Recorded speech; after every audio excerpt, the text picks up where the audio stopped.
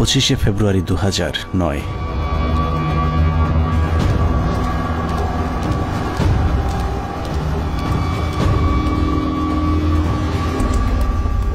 মহাজোট সরকার ক্ষমতায় আসার মাস দেড়েকের মাথায় বর্বরতম এক হত্যাকাণ্ডের মাধ্যমে ভেঙে দেয়া হয় সীমান্তে উঁচু করে যারা শত্রুর সামনে প্রাচীর হয়ে থাকত তাদের মেরুদণ্ড। বিডিআর সেনাবাহিনীর সমন্বয়ে গঠিত সুশৃঙ্খল একটি বাহিনীর মগজে বিষ বাষ্প ঢুকে উস্কে দেয়া হয় হিংসা আর প্রতিশোধের আগুন। সেই আগুনেই পুড়েছে বিশ্বাস, আস্থা আর ভালোবাসায় তৈরি করা সাজানো গোছানো এক সুখের ঘর।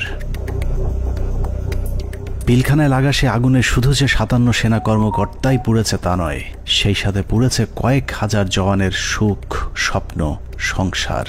সীমান্ত অরক্ষিত করে ওদেরকে রক্ষিত করা হয়েছে কারারক্ষীদের ঘরে, যেই ঘরে দিন, মাস, বছর করে গুনে গুনে 15 বছর পার হয়েছে সীমান্ত রক্ষীদের।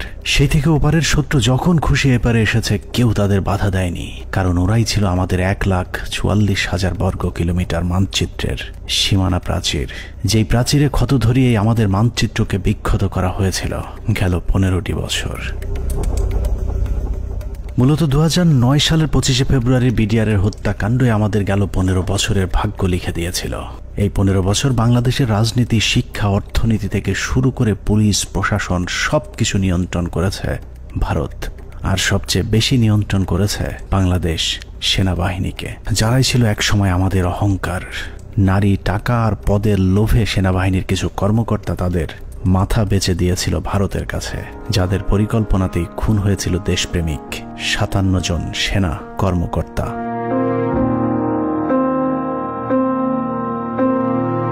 পঁচিশে ফেব্রুয়ারি পিলখানায় আসলে কি ঘটেছিল, কেন ঘটেছিল, সেই ঘটনার পরে কি ঘটেছিল, কিংবা এখন আসলে কি ঘটছে তা নিয়ে আমাদেরকে যতটুকু জানানো হয়েছে তার চেয়েও অনেক বেশি আমাদের থেকে গোপন করে রাখা হয়েছে। ঘটনার শুরু থেকে শেষ পর্যন্ত আমরা যতটুকু জেনেছি তার পুরোটাই পিলখানার মূল ঘটনার বিকৃত এক রূপ, যেখানে সত্যের কোনো বালাই নেই। হাসিনা সবকিছু জানতো।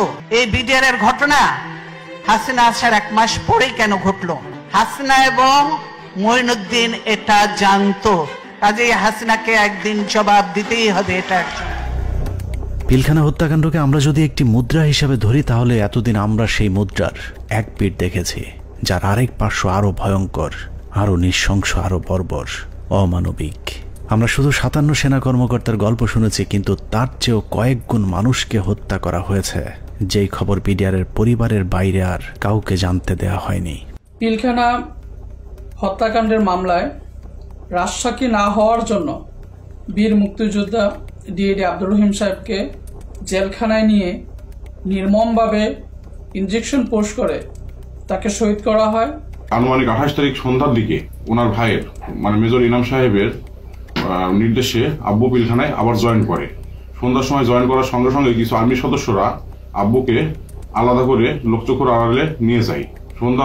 সন্ধ্যা ঘনে আসার পরে একটা গাড়িতে করে চোখ বেঁধে, হাত বেঁধে ঢাকা ক্যান্টনমেন্টের দিকে নিয়ে যায় এবং ডিজিএফআই সেলে নিয়ে যায়। আব্বু তাদের কথাবার্তাতে বুঝতে পারে যে আব্বু ডিজিএফআই সেলে আছে। ওখানে সম্ভবত একটা 12 নম্বর কোন একটা রুমে আব্বুকে 10 থেকে 12 দিন রাখা হয় এবং অমানবিক নির্যাতন করা হয়। আপনার ইলেকট্রিক শক দেওয়া হয়, লিঙ্গে বাড়ি দেওয়া হয়, মানে অসহনীয় কষ্ট তাদেরকে সহ্য করতে হয়।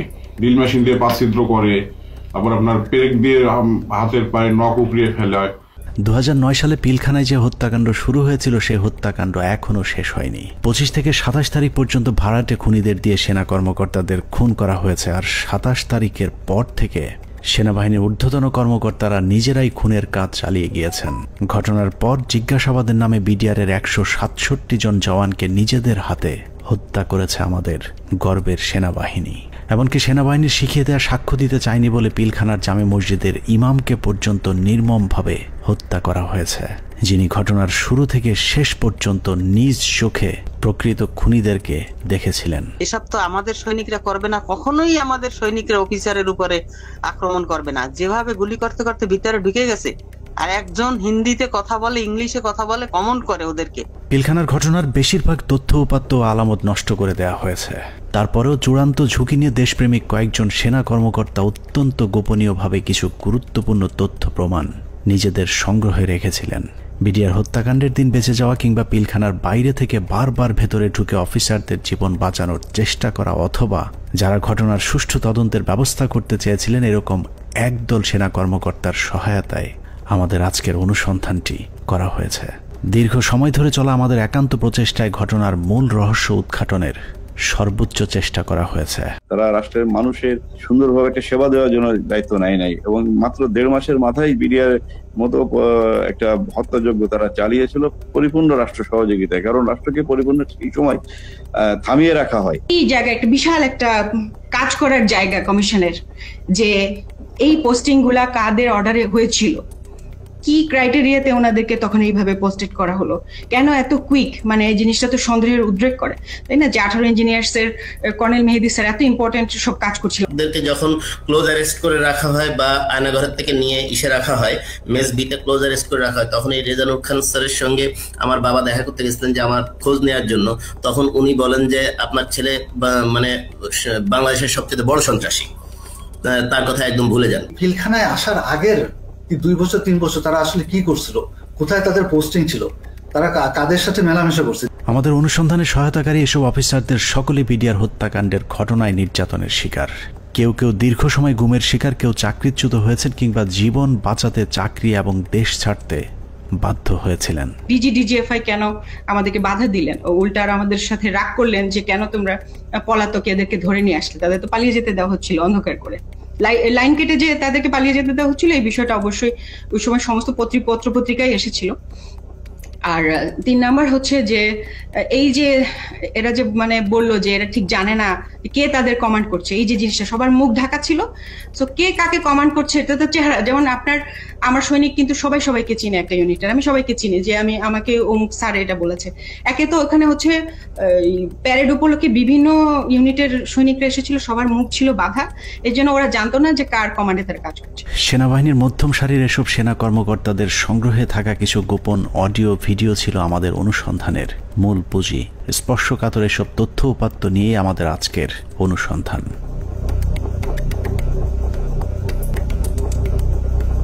অনুসন্ধানের শুরুতেই একটি তদন্ত প্রতিবেদনের কয়েকটি লাইনে চোখ বোলানো যাক। যে প্রতিবেদনটি পিলখানা হত্যাকাণ্ডের পরের 18 কর্মদিবসের মধ্যে তৈরি করা হয়েছিল, কিন্তু আজও পর্যন্ত তা প্রকাশ করা হয়নি, কারণ ওই প্রতিবেদনেই ঘটনার মূল রহস্য লুকিয়ে আছে। যদিও মূল ঘটনার 50 ভাগও প্রতিবেদনে উঠে আসেনি, যে কারণেই প্রতিবেদনের সীমাবদ্ধতায় বলা হয়েছে তদন্তের স্বার্থেই কমিটি কয়েকটি সংস্থার প্রধান গুরুত্বপূর্ণ ব্যক্তিকে জিজ্ঞাসাবাদ এবং বিভিন্ন গোয়েন্দা সংস্থার নিকট হতে গোয়েন্দা তথ্য সংগ্রহ করা আবশ্যক বলে মনে করেছে, কিন্তু পর্যাপ্ত সহযোগিতার অভাবে কাজগুলো করা সম্ভব হয়নি। ফলশ্রুতিতে পর্যাপ্ত তথ্য প্রমাণ সহ এই বিদ্রোহ এবং হত্যাকাণ্ডের মূল ষড়যন্ত্রকারীদেরকে শনাক্ত করা এবং ঘটনার পেছনের মূল কারণ বা মোটিভ উদ্ঘাটন করা সম্ভব হয়নি। এছাড়া প্রতিবেদনের মন্তব্যে বলা হয়েছে তদন্ত কমিটি সংশ্লিষ্ট গোয়েন্দা সংস্থা সমূহ যেমন এনএসআই, ডিজিএফআই, র্যাব, সিআইটি এবং পুলিশের এসবিকে তাদের সংগৃহীত বিভিন্ন গোয়েন্দা তথ্য প্রয়োজনীয় প্রমাণাদি পেশাগত দৃষ্টিকোণ থেকে বিশ্লেষণ করে কমিটির নিকট সরবরাহ করার জন্য অনুরোধ করেছিল, কিন্তু বর্ণিত সংস্থাসমূহ হতে কোনো সহযোগিতা পাওয়া যায়নি। প্রতিবেদনের এই লাইনগুলো পড়লেই বোঝা যায় পিলখানা হত্যাকাণ্ডের পরপর গঠিত ওই তদন্ত কমিটি ঘটনার মূল রহস্য উদ্ঘাটন করুক, এটা সরকার কিংবা সেনাবাহিনী কেউই চায়নি। ওই প্রতিবেদনের মতোই পিলখানা হত্যাকাণ্ডের সবকিছুই আমাদের থেকে আড়াল করে রাখা হয়েছে। 2009 সালের 25 ফেব্রুয়ারি সকালে পিলখানায় দরবার শুরুর পর থেকে 26 তারিখ বিকেল 5টা পর্যন্ত সরকারের পক্ষ থেকে যা কিছু করা হয়েছে সবই জিম্মি হওয়া সেনা কর্মকর্তাদেরকে হত্যার উদ্দেশ্যে, কাউকে বাঁচানোর জন্য নয়। 25 তারিখ সকাল থেকেই তৎকালীন প্রধানমন্ত্রী শেখ হাসিনা, 3 বাহিনী প্রধান, ডিজিএফআই, এনএসআই প্রধান, সামরিক সচিব তারেক সিদ্দিকী সহ সকলেই সেনা কর্মকর্তাদের হত্যার মিশন সম্পূর্ণ করবার জন্য শেখ হাসিনার তৎকালীন সরকারি বাসভবন যমুনায় অবস্থান করছিলেন। পিলখানার ঘটনায় বেঁচে আসা সেনা কর্মকর্তাদের একজন মোহাম্মদ জাহিদি আহসান হাবিব দরবার হলে গোলাগুলি শুরুর পর তিনিই প্রথম জেনারেল তারেক সিদ্দিকীকে ফোন করে বলেছিলেন তাদেরকে বাঁচানোর জন্য, কিন্তু তারেক সিদ্দিকী ফোন কেটে দেন। তারপর থেকে আর তারেক সিদ্দিকীকে টেলিফোনে পাওয়া যায়নি। আমাদেরকে যাতে সাহায্য করার জন্য, যাতে আর্মি যাতে আমাদেরকে হেল্প করে, তার জন্য আমি জেনারেল তারেককে আমি সাহায্য চেয়েছিলাম। আমি জেনারেল তারেকের সাথে জেনারেল শাকিলের কথা বলে দিয়েছিলাম আর্মিরা যাতে এখানে ইন্টারভেনশন করে, আর্মি যাতে পাঠায়, কিন্তু তারা কোনো আর্মি পাঠায়নি বা আমাদের কোনো সাহায্য করা হয়নি। পিলখানা থেকে বেঁচে ফেরা মেজর জায়েদের বক্তব্যের অনুরূপ তথ্য অপ্রকাশিত সেই প্রতিবেদনেও উঠে এসেছে, যেখানে বলা হয়েছে আনুমানিক সকাল 9:30 ঘটিকায় মহাপরিচালক বিডিআর স্বয়ং প্রধানমন্ত্রী, সেনাপ্রধান, মহাপরিচালক র্যাব এবং মহাপরিচালক ডিজিএফ এর সাথে ফোনে কথা বলেন। এ সময় বিডিআর এর ডিজি সুনির্দিষ্টভাবে তাদেরকে জানান 44 রাইফেলস ব্যাটালিয়ন বিদ্রোহ করেছে। এছাড়াও অবরুদ্ধ অন্যান্য সেনা কর্মকর্তাগণও তাদের মোবাইলে সাহায্যের জন্য বিভিন্ন স্থানে টেলিফোন করেন ও SMS পাঠান। আত্মীয় স্বজন, বন্ধু বান্ধব ও সহকর্মীদের তাদের অসহায়ত্বের খবর জানান।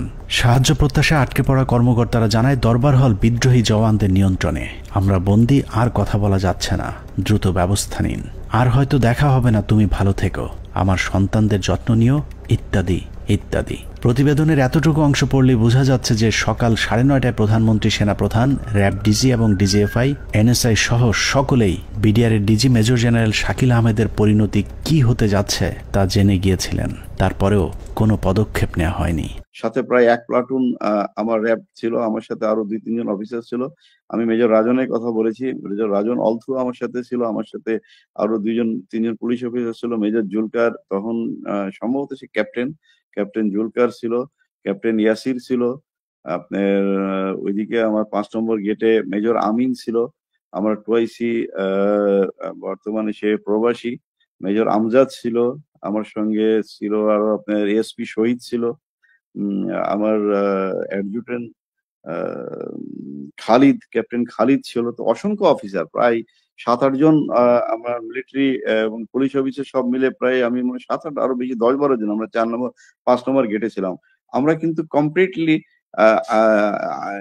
একটা অল্টারকেশনের ভিতরে ছিলাম। আমরা বারবার এই তৎকালীন আমি এডিজি কেই বেশি করে বলবো, কারণ এডিজি কর্নেল রেজানুর, আমি এখনো অবাক হচ্ছি যে এই ব্যক্তিটিকে কেন প্রশ্নের সম্মুখীন করা হয়নি। তখন কিন্তু সুযোগ ছিল তাকে প্রশ্ন করার, তখন করা হয়নি, কিন্তু এখনো কেন করা হচ্ছে না।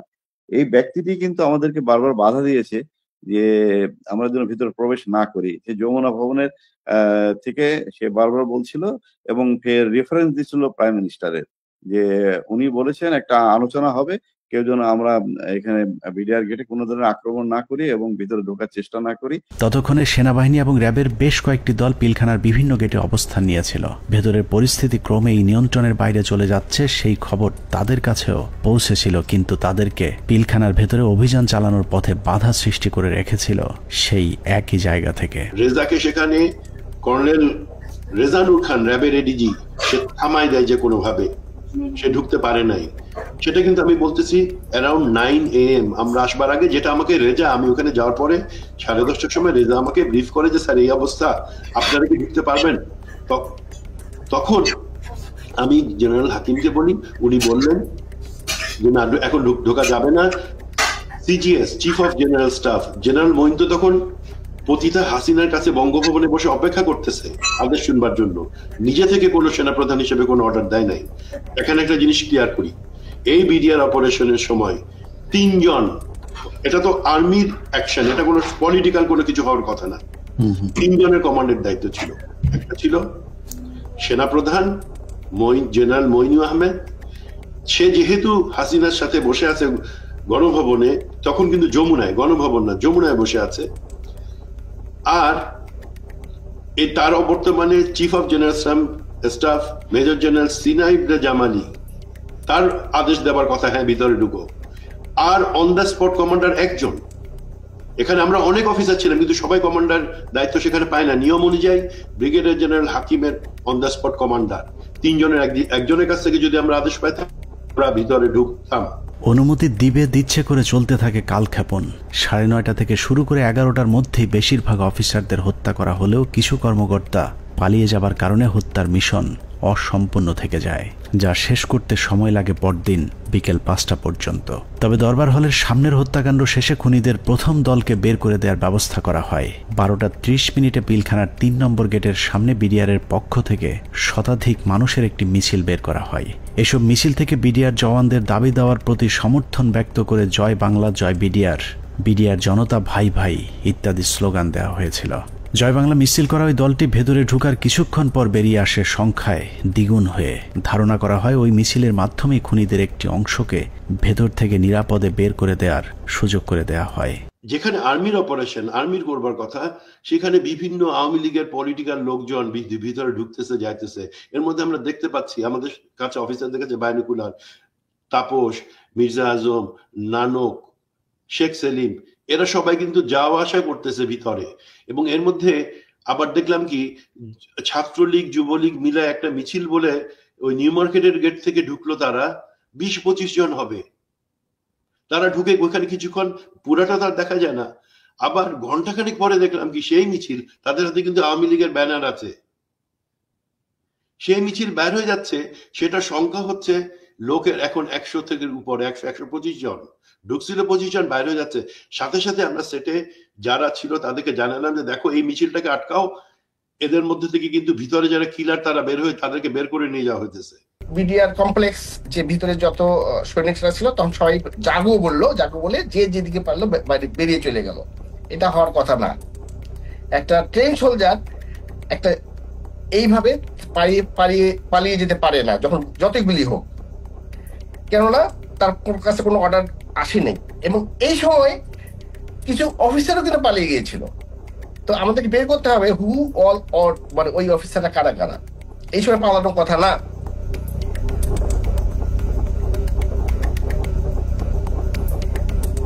দুপুর 1:30।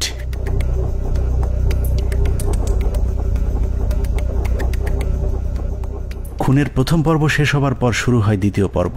বেলা বাড়ার সাথে সাথে দরবার হলে নৃশংস হত্যাযজ্ঞের খবর ছড়িয়ে পড়ে পুরো পিলখানায়। এতে অধিকাংশ বিডিআর সদস্যরা আতঙ্কিত হয়ে পড়েন।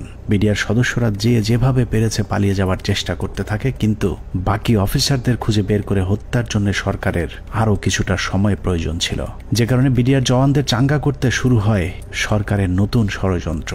নাটকের এই পর্বে মঞ্চে আসে মুন্নি সাহা এবং জয় মামুন, যারাই প্রথম গুজব ছড়িয়ে দেন পিলখানায় অপারেশন ডাল ভাতের টাকা নিয়ে অসন্তোষের কারণেই বিডিআরের ডিজিকে জিম্মি করেছে বিডিআরের জওয়ানেরা। এর পরপরই সেনাবাহিনী নিয়ে নানা ধরনের উস্কানিমূলক তথ্য প্রচার করতে থাকে বিশেষ কয়েকটি গণমাধ্যম। অফিসারদের কি অবস্থা? অফিসার যারা ছিল দরবার হলে যারা ছিল তাদের কি অবস্থা? তারা অনেকে ভেঙে গেছে, অনেকে আমাদের জিম্মিতে আছে, তাদেরকে কিছু করা হয়নি। ওরা খুব ভালোভাবে জানে বিডিআর এর প্রতি কি অন্যায় অবিচার চলে। আপনাদের তো অনেক দিনের এটা ক্ষোভ, আজকে কেন, আজকে কোন পরিপ্রেক্ষিতে এটা করলেন?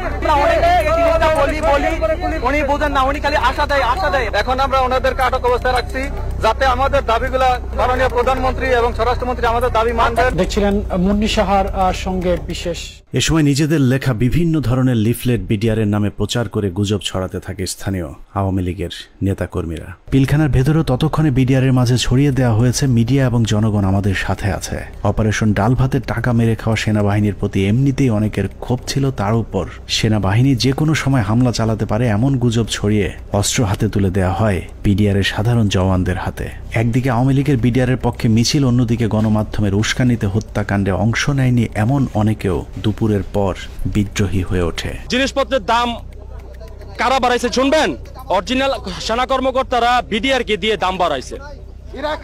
আস্তে আস্তে বর্ডার থেকে সমস্ত মাল নিয়ে আসতো, নিয়ে আসা স্ট্রোক করতো বিডিআর এর প্যারেড গ্রাউন্ডে। স্ট্রোক করে সেই মালগুলি দেশবাসী মাধ্যমে অনেক দিন পর সাপ্লাই করতো, যার কারণে অনেক দাম বেড়ে যেত জিনিসগুলির। যত ডাল ভাতের টাকা আছে সব মেরে খেয়ে ফেলেছে। ডাল ভাতের নামে তারা কোটি কোটি টাকা হাতিয়ে নিয়ে গেছে, কোটি কোটি টাকা হাতিয়ে নিয়ে গেছে ডাল ভাতের নামে। এরই মধ্যে গণভবনের নতুন ষড়যন্ত্রের অংশ হিসেবে আওয়ামী লীগ নেতা জাহাঙ্গীর কবির নানককে পিলখানার 4 নম্বর গেটে পাঠানো হয়। পিলখানার চারপাশের এলাকা থেকে বাড়িঘর ফেলে মানুষ যখন সরে যাচ্ছিলেন, তখন বীর দর্পে 4 নম্বর গেটের দিকে এগিয়ে যান আওয়ামী লীগের তৎকালীন এলজিআরডি প্রতিমন্ত্রী জাহাঙ্গীর কবির নানক, ফজলে নূর তাপস এবং হুইপ মির্জা আজম। অন্যদিকে প্রস্তুত ছিলেন সাংসদ মাহবুব আরা গিনি এবং ওয়ারেসাত হোসেন সহ আওয়ামী লীগের বেশ কয়েকজন নেতাকর্মী। একজন মহিলা এমপি, তো মহিলা এমপি কে কাছে আসার পরে তখন আমি চিনতে পেরেছিলাম। তো আর ওনাদের দুজনকে তো আমি চিনি। তো ওনারা এসে আসে জানানোর পরে ফরিদুল কারোর কাছে এসে মহিলারা জিজ্ঞেস করলেন যে আমি কি একটা সাদা পতাকা পেতে পারি? তো স্যার তখন পিছন দিকে ঘুরে তাকালেন, ঘুরে তাকিয়ে সৈনিককে জিজ্ঞেস করলেন যে তোমাদের কারোর কাছে কোনো সাদা পতাকা বা এরকম কোনো কিছু আছে কিনা। তো তৎপরবর্তীতে ওখান থেকে ওরকম সাদা পতাকার কোনো কিছু না পাওয়াতে উনি স্যার বললেন যে আমার কাছে একটা রুমাল আছে, এটা চলবে কিনা। উনি ওটা দিয়ে দিলেন। বাট উনারা এই সময় স্যার কিন্তু ওনাদেরকে জিজ্ঞেস করলেন যে আপনারা যে এখান দিয়ে যাবেন তো ওখান থেকে গুলি হচ্ছে, তো তখন ওই মহিলা এমপি গিনি বলেছিলেন যে না আমাদেরকে গুলি করবেন বা গুলি আসবেন আমাদের দিকে, আপনি এটা নিয়ে চিন্তা করবেন। তো এই জিনিসগুলো কিন্তু কিছু সিগনিফিকেন্ট জিনিস, তখন এগুলো অর্থ বুঝি নাই যে ওনারা এইভাবে এত কনফিডেন্ট কি, বাট এগুলো যেমন পরবর্তীতে জীবনে আসার পরে আমি বুঝতে পেরেছি যে আচ্ছা এইটার মানে তাহলে এই জিনিসটা দাঁড়ায়। আওয়ামী লীগের ওই প্রতিনিধি দলকে পেয়ে বিডিআর সদস্যরা মনে করেছিল তারা হয়তো বিডিআরকে বাঁচাতেই এসেছিল, কিন্তু এটাই ছিল বিডিআরের জন্য সবচেয়ে ভয়ঙ্কর ফাঁদ, যেই ফাঁদে পা দেয় পিলখানা হত্যাকাণ্ডের পুরো দায় বিডিআরের উপর চলে আসে। পিলখানা 4 নম্বর গেটে যখন নানক আজমদের নেতৃত্বে আওয়ামী লীগের একটা দল পিলখানার ভেতরে পৌঁছায়, তখন বিডিআরের পোশাক পরা কিছু লোক তাদের সাথে বেশ কিছুক্ষণ কথাবার্তা বলেন। তাদের মধ্যে কি কথা হয়েছে সেটা জানা না গেলেও এর পরপরই বিডিআরের কয়েকজন ব্যক্তিকে সামনে নিয়ে আসা হয় যাদের নাম এর আগে কখনো শোনা যায়নি। তাদের মধ্যে একজন ডিএডি তৌহিদ, যাকে আমরা পিলখানা হত্যাকাণ্ডের কথিত মূল হোতা হিসেবে এতদিন ধরে জেনে এসেছি। নানক আজমদের সাথে বৈঠক করা ওই দলটি ডিএডি তৌহিদ সহ কয়েকজন ডিএডিকে খুঁজতে থাকেন। বিডিআরের পোশাক পরা ওই দলটি ডিএডি তৌহিদের পিলখানার বাসায় গিয়ে তৌহিদের সন্ধান চেয়েছিলেন, কিন্তু বিডিআরের পোশাক পরা থাকলেও ডিএডি তৌহিদ সেনাবাহিনী নাকি বিডিআরের কর্মকর্তা সেটাও তারা জানতেন না। আমার বাসার সামনে নেম প্লেট ছিল তৌহিদ লেখা, জিজ্ঞেস করতেছে যে তৌহিদ উনি কি বিডিআর না আর্মির? আমি বলছি উনি বিডিআর এর র্যাঙ্ক কি? ডিএডি কি আর্মির না বিডিআর এর? মানে ওনারা এটাও চিনে না যে ডিএডি র্যাঙ্ক আর্মি বিডিআর এ হয়, বুঝেন? তাহলে ডিএডি তৌহিদের পরিবারকে ভয়ভীতি দেখিয়ে তার অবস্থান জানা হয়। এরপরই প্রথমবারের মতো দৃশ্যপটে আসেন ডিএডি তৌহিদ, ডিএডি আব্দুর রহিম সহ বেশ কয়েকজন বিডিআরের সৈনিক, যাদেরকে বিডিআর বিদ্রোহের নেতা পরিচয় দিয়ে নিয়ে যাওয়া হয় প্রধানমন্ত্রীর সাথে বৈঠকে। বেলা 3:40 বিডিআরের 14 দলের একটি প্রতিনিধি দল শেখ হাসিনার বাসভবন যমুনায় প্রবেশ করেন। পিলখানা হত্যাকাণ্ড নিয়ে করা গোপন সেই প্রতিবেদনে উল্লেখ করা হয়েছে, বিডিআরের ওই প্রতিনিধি দলটি যমুনায় শেখ হাসিনার সাথে বৈঠকের সময় সেখানে আর কাউকে থাকতে দেওয়া হয়নি। অর্থাৎ পিলখানার ভেতরে সেনা কর্মকর্তাদের ভাগ্যে কি ঘটেছিল সেই খবর একমাত্র শেখ হাসিনাকেই জানানো হয়েছিল। যমুনায় বৈঠক শেষে বিডিআরের প্রতিনিধি দল গেটের বাইরে আসার পর অপেক্ষমান সাংবাদিকদের সাথে কথা বলেন। সেখানে নানান প্রশ্নের জবাব দেওয়ার পর ভেতরে কতজন শহীদ হয়েছেন সেটা নিয়ে জিজ্ঞেস করতেই ডিএডি তৌহিদকে সেখান থেকে সরিয়ে নিয়ে যায় জাহাঙ্গীর কবির নানক।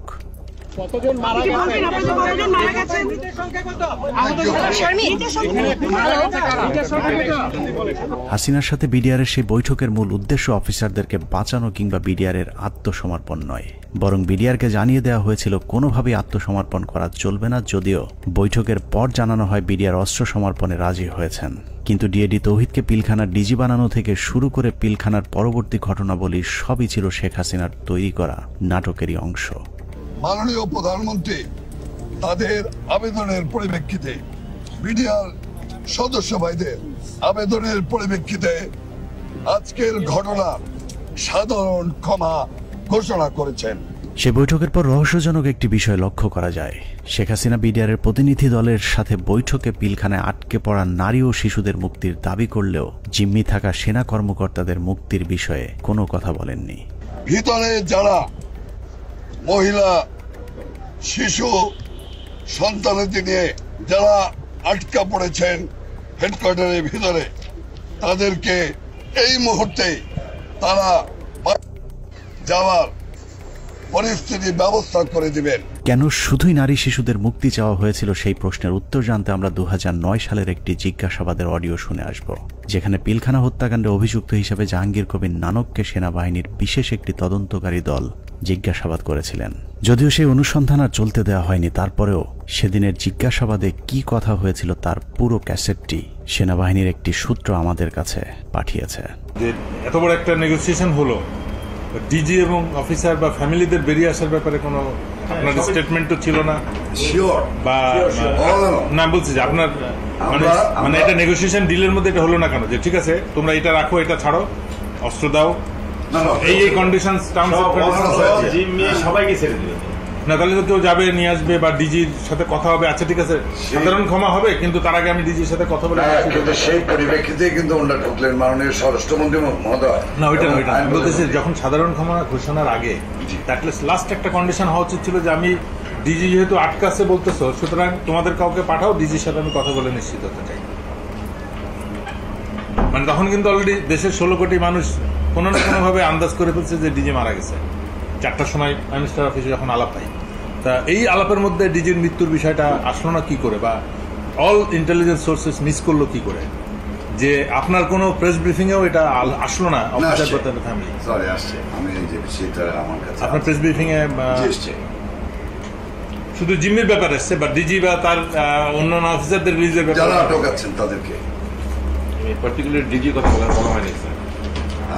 আমার কথাই নাই, কিন্তু বলা ছিল যাদেরকে জিম্মি করছেন, but it was A casual কথা, নট না যে অফিসার ওকে ডিজি এবং অফিসাররা ফেরত আসবে অথবা 10 জন থাকবে বাকিটা আটকাল। কিন্তু ওই DG being the main centre focal point of PDR, আমাদের কিন্তু প্রথমে আসলে ডিজি আছে কিনা এই জিনিসটা কিন্তু কোথাও কোনো প্রেস ব্রিফিং এর কোথাও, মানে সাধারণ ক্ষমার আগে তো এই কন্ডিশন হতে হবে, যেটা হত্যাকারী তো সাধারণ ক্ষমা পেতে পারে। অল এরকম কিন্তু আলোচনা হয়েছে, কিন্তু পার্টিকুলারলি ডিজি বলানের শুধু ওখানে বলা ছিল যে সকল মহিলা, শিশু এবং অফিসাররা যারা জিম্মি, এই শব্দটা বলা হচ্ছে। আপনি বলেছেন যে সমস্ত মহিলা, শিশু, but you never talked about office DG এবং অন্যান্য অফিসার। স্যার আমি আপনাকে আপনার ভিডিও ক্লিপটা শোনাতে চাচ্ছি, একটু আমি দেখেন। সেনা কর্মকর্তাদের মুক্তি না চাওয়াটা কোনো ভুলবশত ঘটনা নয়, বরং শেখ হাসিনা জানতেন ওইসব কর্মকর্তাদেরকে এরই মধ্যে হত্যা করা হয়েছে, যে কারণেই তাদের মুক্তি না চেয়ে বরং নিহত সেনা কর্মকর্তাদের লাশ গুম এবং বেঁচে যাওয়া বাকি কর্মকর্তাদের খুঁজে খুঁজে মারার জন্য আরও কালক্ষেপণ করা হয়েছিল। সে কারণে বৈঠক শেষে বিডিআরের সদস্যরা পিলখানায় যাবার পর আবারও নতুন করে গোলাগুলি শুরু হয়।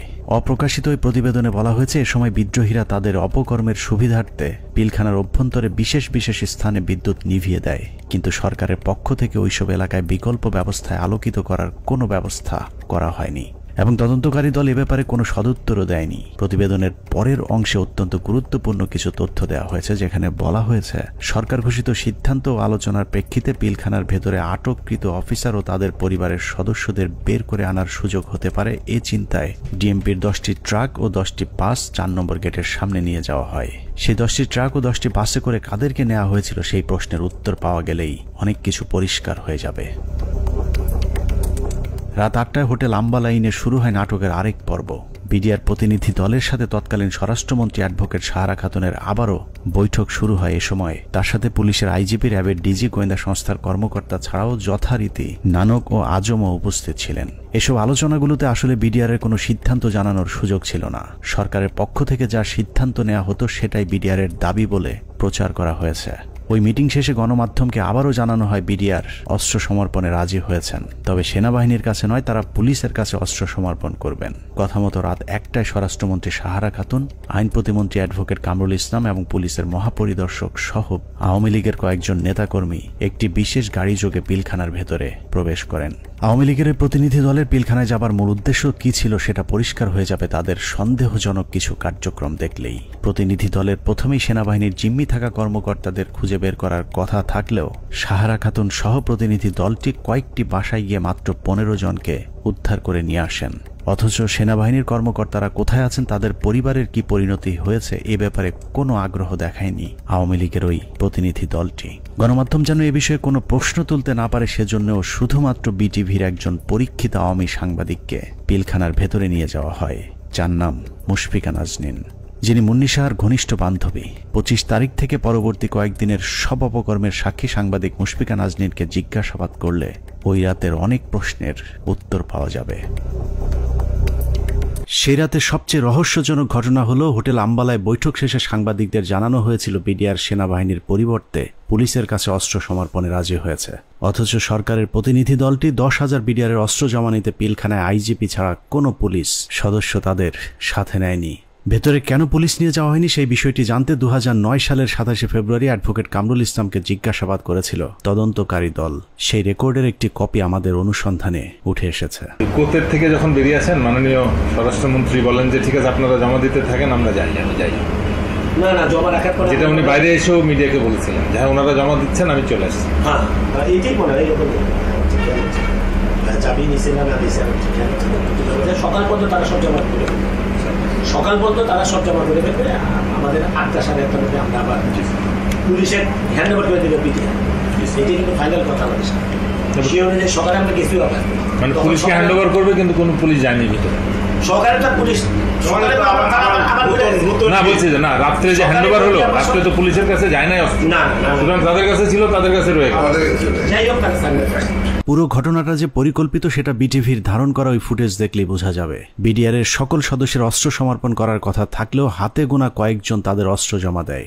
ছোট একটি টেবিলের উপর যখন বিডিআর সদস্যরা অস্ত্র জমা দিচ্ছিল, ঠিক একই সময়ে অন্য বিডিআর সদস্যরা অস্ত্র হাতে নিয়ে বীরের মতো পাশে হাঁটাহাঁটি করছিলেন। ঘটনার এখানেই শেষ নয়। অস্ত্র সমর্পণের নাটক শেষে যারা অস্ত্র জমা দিয়েছিলেন তারাই আবার জমা দেওয়া অস্ত্রগুলো হাতে তুলে নিচ্ছিলেন। বিটিভির ক্যামেরাম্যান হয়তো ভুলক্রমে নাটকের বাইরের ওই দৃশ্য ধারণ করে ফেলেছিলেন। 25 তারিখ রাত যতই গভীর হয়েছে, সরকারের ষড়যন্ত্র ততই দিনের মতো পরিষ্কার হতে থাকে। সরকারের পরিকল্পনায় রাতে বিডিআরের আত্মসমর্পণের দাবি করে পিলখানায় ঢুকা সরকারি প্রতিনিধি দল ভোর 4:10 বেরিয়ে আসে নিজেদের বাছাই করা মাত্র 15 জন জিম্মিকে উদ্ধার করে।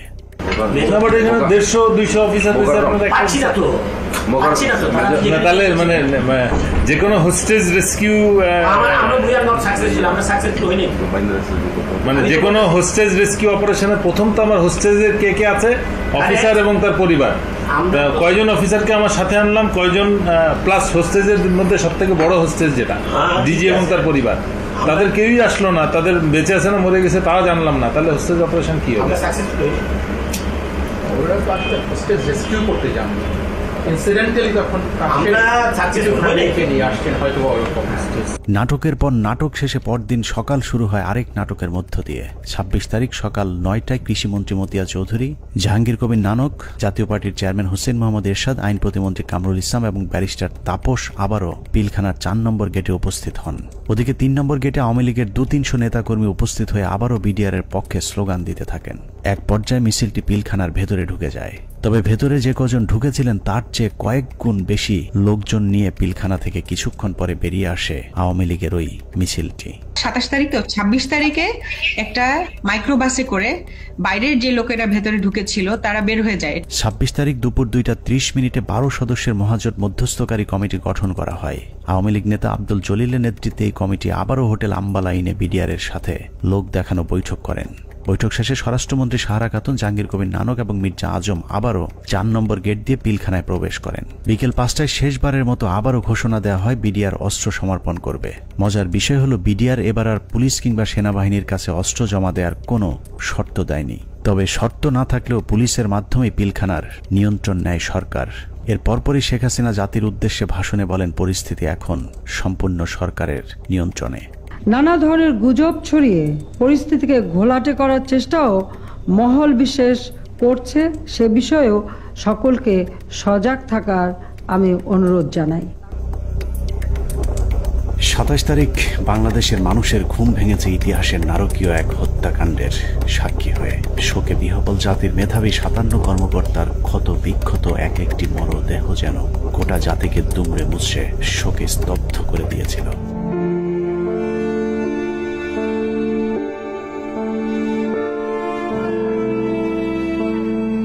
এভাবেই শেষ হয় শ্বাসরুদ্ধকর পিলখানা ট্র্যাজেডির 33 ঘন্টা। পিলখানার ঘটনা নিয়ন্ত্রণে আনতে কেন 2 দিন সময় লাগলো? একজন অফিসারকেও জীবিত উদ্ধার না করলে সরকার এই 2 দিনে আসলে কি পদক্ষেপ নিয়েছিল সেটা জানতে আমরা পিলখানা হত্যাকাণ্ডের শেষ 1 ঘন্টার একটি ঘটনা দেখে আসব। 27 তারিখ বিকেল 5টায় বিডিআরের অস্ত্র সমর্পণের ঘণ্টাখানেক আগে শেখ তাপসের নেতৃত্বে একটি দল শেষবারের মতো মাইকিং করে জীবিত কেউ থাকলে বের হয়ে আসার অনুরোধ করেছিলেন। মাইকিং শুনে যেসব সেনা কর্মকর্তারা জীবন বাঁচাতে গাড়ির কাছে গিয়েছিলেন তাদের একজন ক্যাপ্টেন তানভীর, যার লাশ এখনো খুঁজে পাওয়া যায়নি। আমাদের হাতে আসা একজন সিপাহীর জিজ্ঞাসাবাদের একটি রেকর্ডে ক্যাপ্টেন তানভীর সম্পর্কে গুরুত্বপূর্ণ তথ্য পাওয়া গেছে। উনি হচ্ছেন আমাদের এমপি তাপস।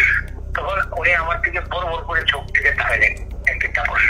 ওনাকে বলছে ঠিক আছে তাহলে গাড়িতে উঠেন। আমি বললাম স্যার আমাকে নিয়ে যান, আমি এখানে একা কি করবো? বলছে না তুমি 1 নম্বর গেট দিয়ে, তারপরে বলতো 1 নম্বর গেট দিয়ে তুমি বাইরে চলে যাও। বুঝলাম ওনাকে গাড়িতে উঠে চলে যাবে। এর মধ্যে তাদের স্যার আমার কাঁধে হাত রাখে একেবারে মনে তুমি কোনো চিন্তা করো না, তুমি বাসা চলে যাও। চলে গেলেন গাড়ি নিয়ে, আমি চলে আসবো। অনুসন্ধানে জানা যায় বিডিআর সৈনিকদের জিজ্ঞাসাবাদের সময় গোপনে রেকর্ড করা এই বক্তব্যটি সিপাহী মুহিতের, যিনি বিডিআর হত্যা মামলার ৭০ নম্বর আসামি।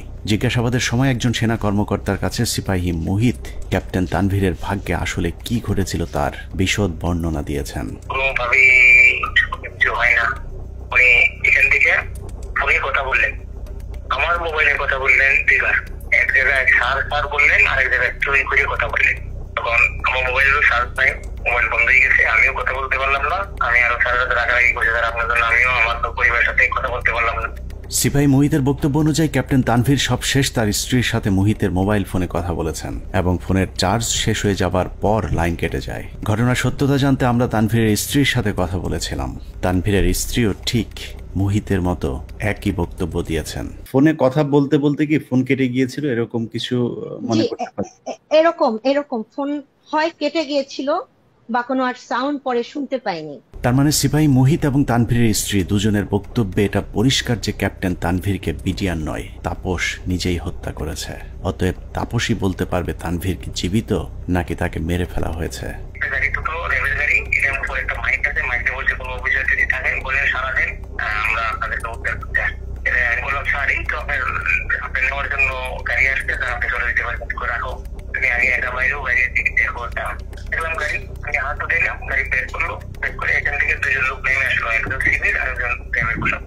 আমাকে বললো যে কি করছে, এখানে একজন অফিসার আসলো, আসা করে জিজ্ঞেস করলো যে থেকে উনি বলছেন যে আমি ক্যাপ্টেন তানভীর, উনি হচ্ছেন আমাদের এমপি তাপস, যে লোকটা এই লোকটা হচ্ছে এমপি তাপস।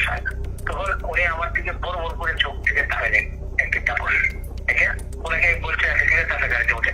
সূত্র জানিয়েছে মুহিতের জিজ্ঞাসাবাদের এই রেকর্ডটি সিআইডিতে থাকাকালীন সেনাবাহিনী এবং র্যাবের কয়েক দফা জিজ্ঞাসাবাদ শেষে মুহিতকে সিআইডিতে জিজ্ঞাসাবাদের সময় মুহিত বলেন, আমার কোনো দোষ নেই, আমার অপরাধ একটাই, তা হলো জিজ্ঞাসাবাদে আমি ক্যাপ্টেন তানভীরকে তাপসের গাড়িতে তুলে দেওয়ার কথা সেনাবাহিনীর কর্মকর্তাদেরকে জানিয়েছিলাম। কোনো একটি জিজ্ঞাসাবাদের সময় তাপস নিজে উপস্থিত থেকে মুহিতকে নির্যাতন করেছেন বলেও অভিযোগ করতে শোনা যায় সিপাহী মুহিতের ওই গোপন রেকর্ডে।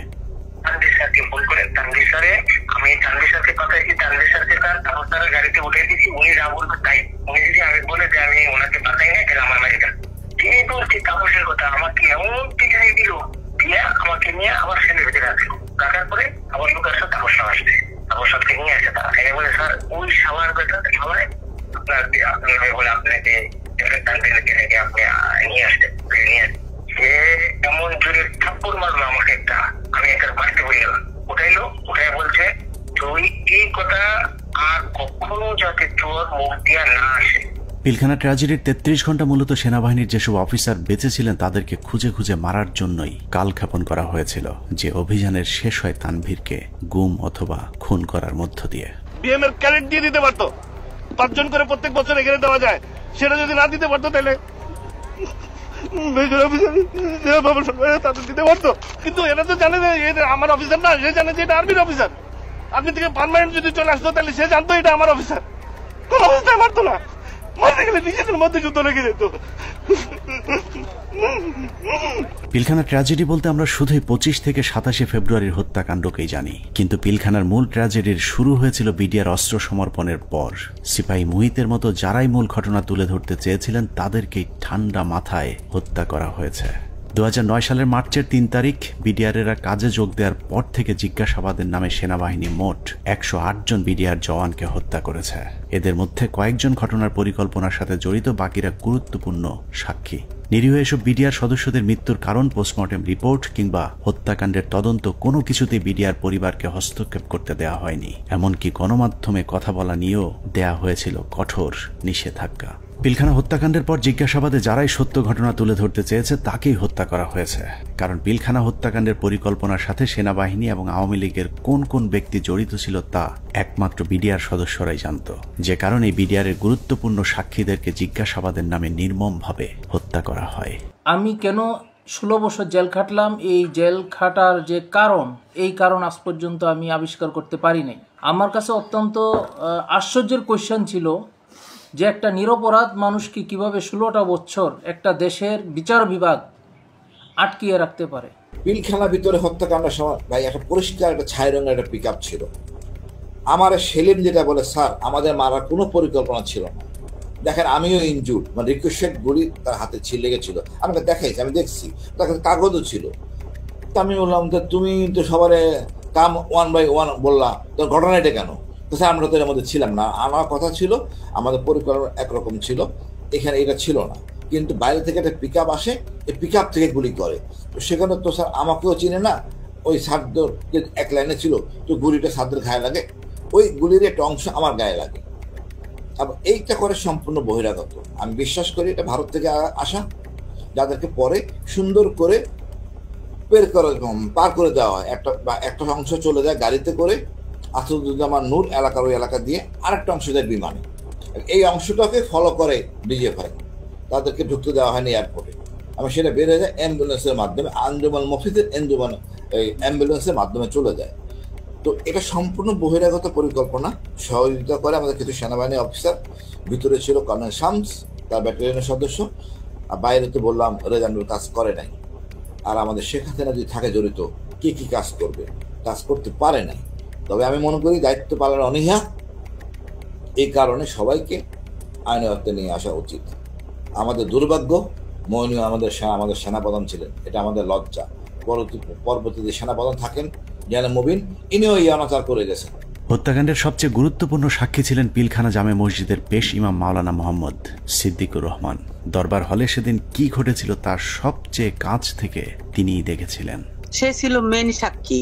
আমাকে বলছে যে আমরা 3 জন মেন সাক্ষী, এখন 3 জন মেন সাক্ষী হান বাঁচায় না মাইরে ফেলায় তো জানি না। আমি বলছি যে তুমি যা যা হয়েছে ওখানে দরবারে যা অফিসাররা বলছে এগুলো বলতে গেলা কেন? বললে কি হবে? সত্যি কথা বলবো না?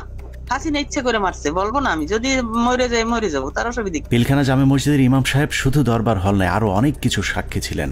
ঘটনার কয়েক মাস আগে থেকেই শুক্রবার জুম্মার নামাজের শেষে যেসব গোপন মিটিংগুলো হতো, সেখানে বিডিআরের সৈনিকদের সাথে তাপস, নানক এবং আওয়ামী লীগ নেতা তোরাব আলী সহ অনেককে উপস্থিত থাকতে দেখেছিলেন মসজিদের ইমাম সিদ্দিকুর রহমান।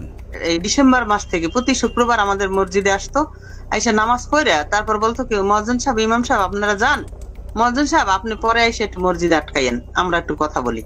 কিছু লোক নিয়ে উনি মসজিদের মাঝখানে বসে কথা বলতো, 4 পাশে দরজা আটকাইয়া, তাই ওগুলো বাইরে থেকে শোনার কোনো কায়দা নেই, শোনা যাইতো না। এরকম প্রতি শুক্রবার করতো। ওই যে হাজি সেলিম নাকি ওনার নাম, আমাকে হুজুর যখন বাসায় আসছে দরবার হল থেকে, তারপরে মানে উনি ঘরে পায়চারি করে আর মানে পান খায় আর পাগলের মতো করতেছে যে এইসব কাহিনীর জন্য হয়েছে। এসব তো আমাদের সৈনিকরা করবে না, কখনোই আমাদের সৈনিকরা অফিসারের উপরে আক্রমণ করবে না। যেভাবে গুলি করতে করতে ভিতরে ঢুকে গেছে, আর একজন হিন্দিতে কথা বলে, ইংলিশে কথা বলে, কমেন্ট করে ওদেরকে। পিলখানা জামে মসজিদের পেশ ইমাম তার পরিবারকে জানিয়েছিলেন, দরবার হলে বিডিআরের একজন সৈনিক প্রথমে অস্ত্র ধরলেও প্রথম হত্যা করা হয় বিডিআরের একজন সৈনিককে, যে কারণেই সৈনিকেরা উত্তেজিত হয়ে উঠেছিলেন। তারপরেও বিডিআরের সৈনিকেরা কোনো অফিসারকে গুলি করেননি, বরং একটি আতঙ্কের পরিবেশ তৈরি করতে চেয়েছিলেন। কিন্তু হঠাৎ করেই কয়েকজন অজ্ঞাত মুখোশধারী দরবার হলে ঢুকে অফিসারদেরকে এলো পাতাড়ি গুলি করতে থাকেন। যারা আমাদের সৈনিক তারা কিন্তু উপরে গুলি করছে, তারা কিন্তু ভিতরে গুলি করেনি, গায়ে গুলি করেনি। তাদেরকে গুলি করার অর্ডার দিয়েছে একজন, মানে বলতেছে আমাদের বাসার সামনে থেকে যায় এক বাবুর্চি, হাতে একটা লাঠি। তখন আমার ছেলে আবার ওয়ালের উপর থেকে বলতেছে, আঙ্কেল আপনি লাঠি নিয়ে যান কেন? আমি যদি লাঠি না নিই না আমার নাকি মেরে ফেলবে। এখন এরা ভয়ে এরা অস্ত্র নিছে, কিন্তু এরা গুলি করে নেই। এরা কি করছে, ওই ছাদের দিকে গুলি করছে, উপরে গুলি করছে, এই করিডোরে ওরা বের হয়ে চলে গেছে। ঘটনার পর জিজ্ঞাসাবাদেও ইমাম সাহেব একই কথা বলেছিলেন, কিন্তু বহিরাগতদের হিন্দিতে কথা বলার বিষয়গুলো বাদ দিয়ে সরকারের লিখে দেওয়া সাক্ষী দেওয়ার জন্য ইমাম সাহেবকে চাপ দেওয়া হয়। কিন্তু ইমাম সাহেব সেই চাপে মিথ্যা সাক্ষী দিতে রাজি হননি, যে কারণে তার উপর শুরু হয় শারীরিক এবং মানসিক নির্যাতন। আমাকে স্টেটমেন্ট ওখানে চেঞ্জ করতে বলছে, আপনার স্টেটমেন্ট সবগুলো ডিলিট করে আমরা নতুন যেটা বলবো সেইটা আপনি দেবেন, সেই বয়ান রেকর্ড করব। এটার জন্য খুব চাপ দিয়েছে। চাপ দেওয়ার পর উনি বলছে যে আমি কোনোদিন এটা পাল্টাবো না, কারণ আমি যা চোখে দেখছি এবং আমি যা যা দেখছি, যা যা ঘটনা ঘটছে এগুলো আমি বলবোই, এটা ছাড়া আমি মিথ্যা কথা বলতে পারবো না। সেটা আপনারা যা করেন করেন। তখন তারা নিয়ে একটা সৈনিকের মানে লজ্জাস্থানে নাকি কারেন্ট দিয়ে শক দেয়, এইটা দেখাইছে তারে। উনি মানে আমি ওই সময় মানে অজ্ঞান হয়ে যাই, এরকম অবস্থা হয়ে গেছিল আমার। আমি মানুষ এরকম কিভাবে করে। তারপরেও ইমাম সাহেব কোনোভাবেই মিথ্যা বলতে রাজি না হওয়ায় 2009 সালের 12ই মার্চ জিজ্ঞাসাবাদের জন্য ডেকে নিয়ে যাওয়া হয় তাকে। সেদিনই ছিল তার জীবনের শেষ দিন। নিজের পায়ে হেঁটে যাওয়া মানুষটি পরদিন পরিবারের কাছে লাশ হয়ে ফিরে আসেন। বিডিআর এর 3টা থেকে 6টা পর্যন্ত কি চিকিৎসা হয়েছে এবং ঢাকা মেডিকেলেও যে কি চিকিৎসা হয়েছে আমরা তো কোনো চিকিৎসার কিছুই জানি না, এবং পোস্টমর্টম রিপোর্ট কি আসলো আসল রিপোর্ট, যে সেই রিপোর্টটা আমাদেরকে দিল না। পিলখানা জামে মসজিদের পেশিমা মাওলানা রফিকুল ইসলামের মৃত্যুর কারণ হিসাবে পরিবারকে জানানো হয়েছিল হার্ট অ্যাটাক। ইমাম সাহেবের মতো 3 তারিখের পর থেকে হঠাৎ করেই পিলখানা থেকে ধরে নিয়ে যাওয়া বিডিআর সদস্যদের হার্ট অ্যাটাক এবং আত্মহত্যার সংখ্যা বাড়তে থাকে, যা ছিল মূলত সেনাবাহিনীর বিডিআর সদস্যদেরকে হত্যার একটি কৌশল। আত্মহত্যার নামে সেনাবাহিনীর এরকম এক হত্যাকাণ্ডের শিকার দিনাজপুর সেক্টরের বিডিআরের নায়েক সুবেদার মোজাম্মেল হক। প্রায় 6 ফুট লম্বা একজন মানুষকে হত্যার পর লো হাইটের বাথরুমের সিলিংয়ে ঝুলিয়ে রেখে আত্মহত্যার গল্প সাজানো হয়।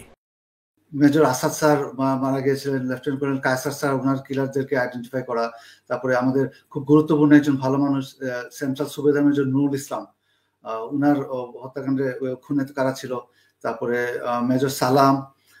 এ প্রসঙ্গে আরেকটা ইএমই ব্রাঞ্চ, যেটা ইএমই বিডিআর এর অংশ, তো ইএমইর যে ডিএডি কে জিজ্ঞাসাবাদ করা হয়, ওই জিজ্ঞাসাবাদের করে ওই বিকালবেলা ওই ইএমই ডিএডি কে আমরা ব্যারাকে ফেরত দিয়ে আসি। দিয়ে আসার পর কয়েক ঘন্টা পরে মনে হয় সন্ধ্যাবেলা আমরা খবর পেলাম যে আমি সেটে খুব শুনলাম যে ব্যারাকে একজন আত্মহত্যা করছে।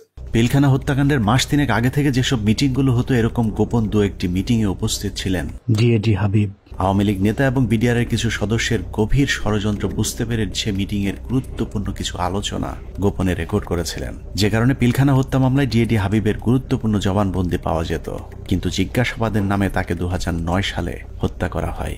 তবে মৃত্যুর আগের জিজ্ঞাসাবাদের সময়কার একটি রেকর্ড আমরা আমাদের অনুসন্ধানে সংগ্রহ করেছি। এত নিরীহ লোক মারা যাচ্ছে, তো এই জন্য আমার ওই লাগছে, আমার কাছে যারা এই কেসের হোতা তাদের আমার কাছে রেকর্ড আছে। কি রেকর্ড আছে? Mobile record. মোবাইল রেকর্ড কোথায়? আমার বাসা আছে, আমার স্ত্রীর কাছে একটা আছে, আর একটা আমার একজন লেখা আছে কয় তারিখ যেন এটা করা আছে। ডিএডি হাবিবের বাসার সেই ক্যাসেট হয়তো সেনাবাহিনী উদ্ধার করেছিল, কিন্তু আদালতে উপস্থাপন করা হয়নি, কারণ সেখানে আওয়ামী লীগ নেতাদের জড়িত থাকার সব প্রমাণ ছিল। রেকর্ডে লিখে রাখছি এই সাথে কত বছরে কারা কারা জড়িত এর ভিতর। বেশ কিছু লোক আছে, যেমন এটা প্রথমে ছিল আগে এমপি সেলিমের কাছে। কোন সেলিম? এমপি শেখ সেলিম আগে। শেখ সেলিম? হ্যাঁ। আওয়ামী লীগের সাথে বিডিআরের ধারাবাহিক এসব গোপন মিটিং এর বিষয়টি জানার পর কিছু সৈনিক বিডিআরের নিজস্ব সিকিউরিটি ইউনিটকে জানিয়েছিল। ঘটনার 4 দিন আগে 21শে ফেব্রুয়ারি সিকিউরিটি ইউনিটের সিনিয়র জেসিও নায়ক সুবেদার রফিকুল ইসলাম বিডিআর সৈনিকদের কাছ থেকে প্রাপ্ত তথ্য ডিজিএফআই সহ ঊর্ধ্বতন সেনা গোয়েন্দা কর্তৃপক্ষকে জানিয়েছিলেন। তার সেই তথ্যের ভিত্তিতে কিছু পদক্ষেপও নেওয়া হয়েছিল, কিন্তু শেষ রক্ষা হয়নি।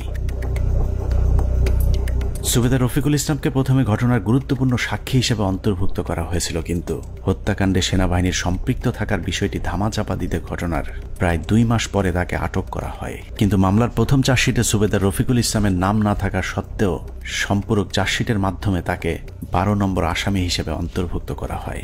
নির্বাচনের উপলক্ষে তোরাবালি, যেটা হাজারীবাগের আওয়ামী লীগের নেতা যে লিটনের বাবা, তার সঙ্গে আমাদের বিডিআর সদস্যরা মিটিং এ করে যে কিভাবে তাপস সাহেবকে নির্বাচনে জয়ী করা যায়। যদি নির্বাচনে জয়ী করে দিতে পারো তোমাদেরকে অনেক সুযোগ সুবিধা দেওয়া হবে।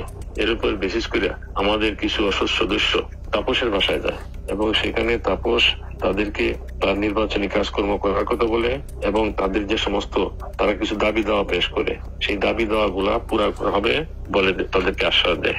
আমি ঘটনা ঘটার 5 দিন পূর্বে 21 ফেব্রুয়ারি কর্তৃপক্ষকে জানাই আমার রিপোর্টের বিশেষ করিয়া পিলখানার সমস্ত ম্যাগাজিনে কোয়ার্টার এই কুতে অফিসার নিয়োগ দেওয়া হয় এবং বাহিরের যে সমস্ত গোয়েন্দারা ডিউটি করে। আমি পৃথিবীর ইতিহাসে নজির নাই যে কোনো ঘটনা ঘটার 5 দিন আগে রিপোর্ট দেয়। সেই রিপোর্ট আমি দিছি যে ঘটনা ঘটবে এবং কারা কারা জড়িত। সুবেদার রফিকুল ছিলেন বিডিআরের উজ্জ্বল এক নক্ষত্র। 2009 সালে তিনি অর্জন করেছিলেন শ্রেষ্ঠ ভিওপি কমান্ডার প্রথম পুরস্কার। এছাড়া অসামান্য এসিআর পুরস্কার ছাড়াও বাহিনীতে তার সুনাম ছিল সর্বজন স্বীকৃত। সীমান্তের অতন্দ্র এই প্রহরীকে মৃত্যুর মুখে ঠেলে দেওয়ার উদ্দেশ্যেই তার বিরুদ্ধে যাবজ্জীবন কারাদণ্ডের রায় দেওয়া হয়েছে।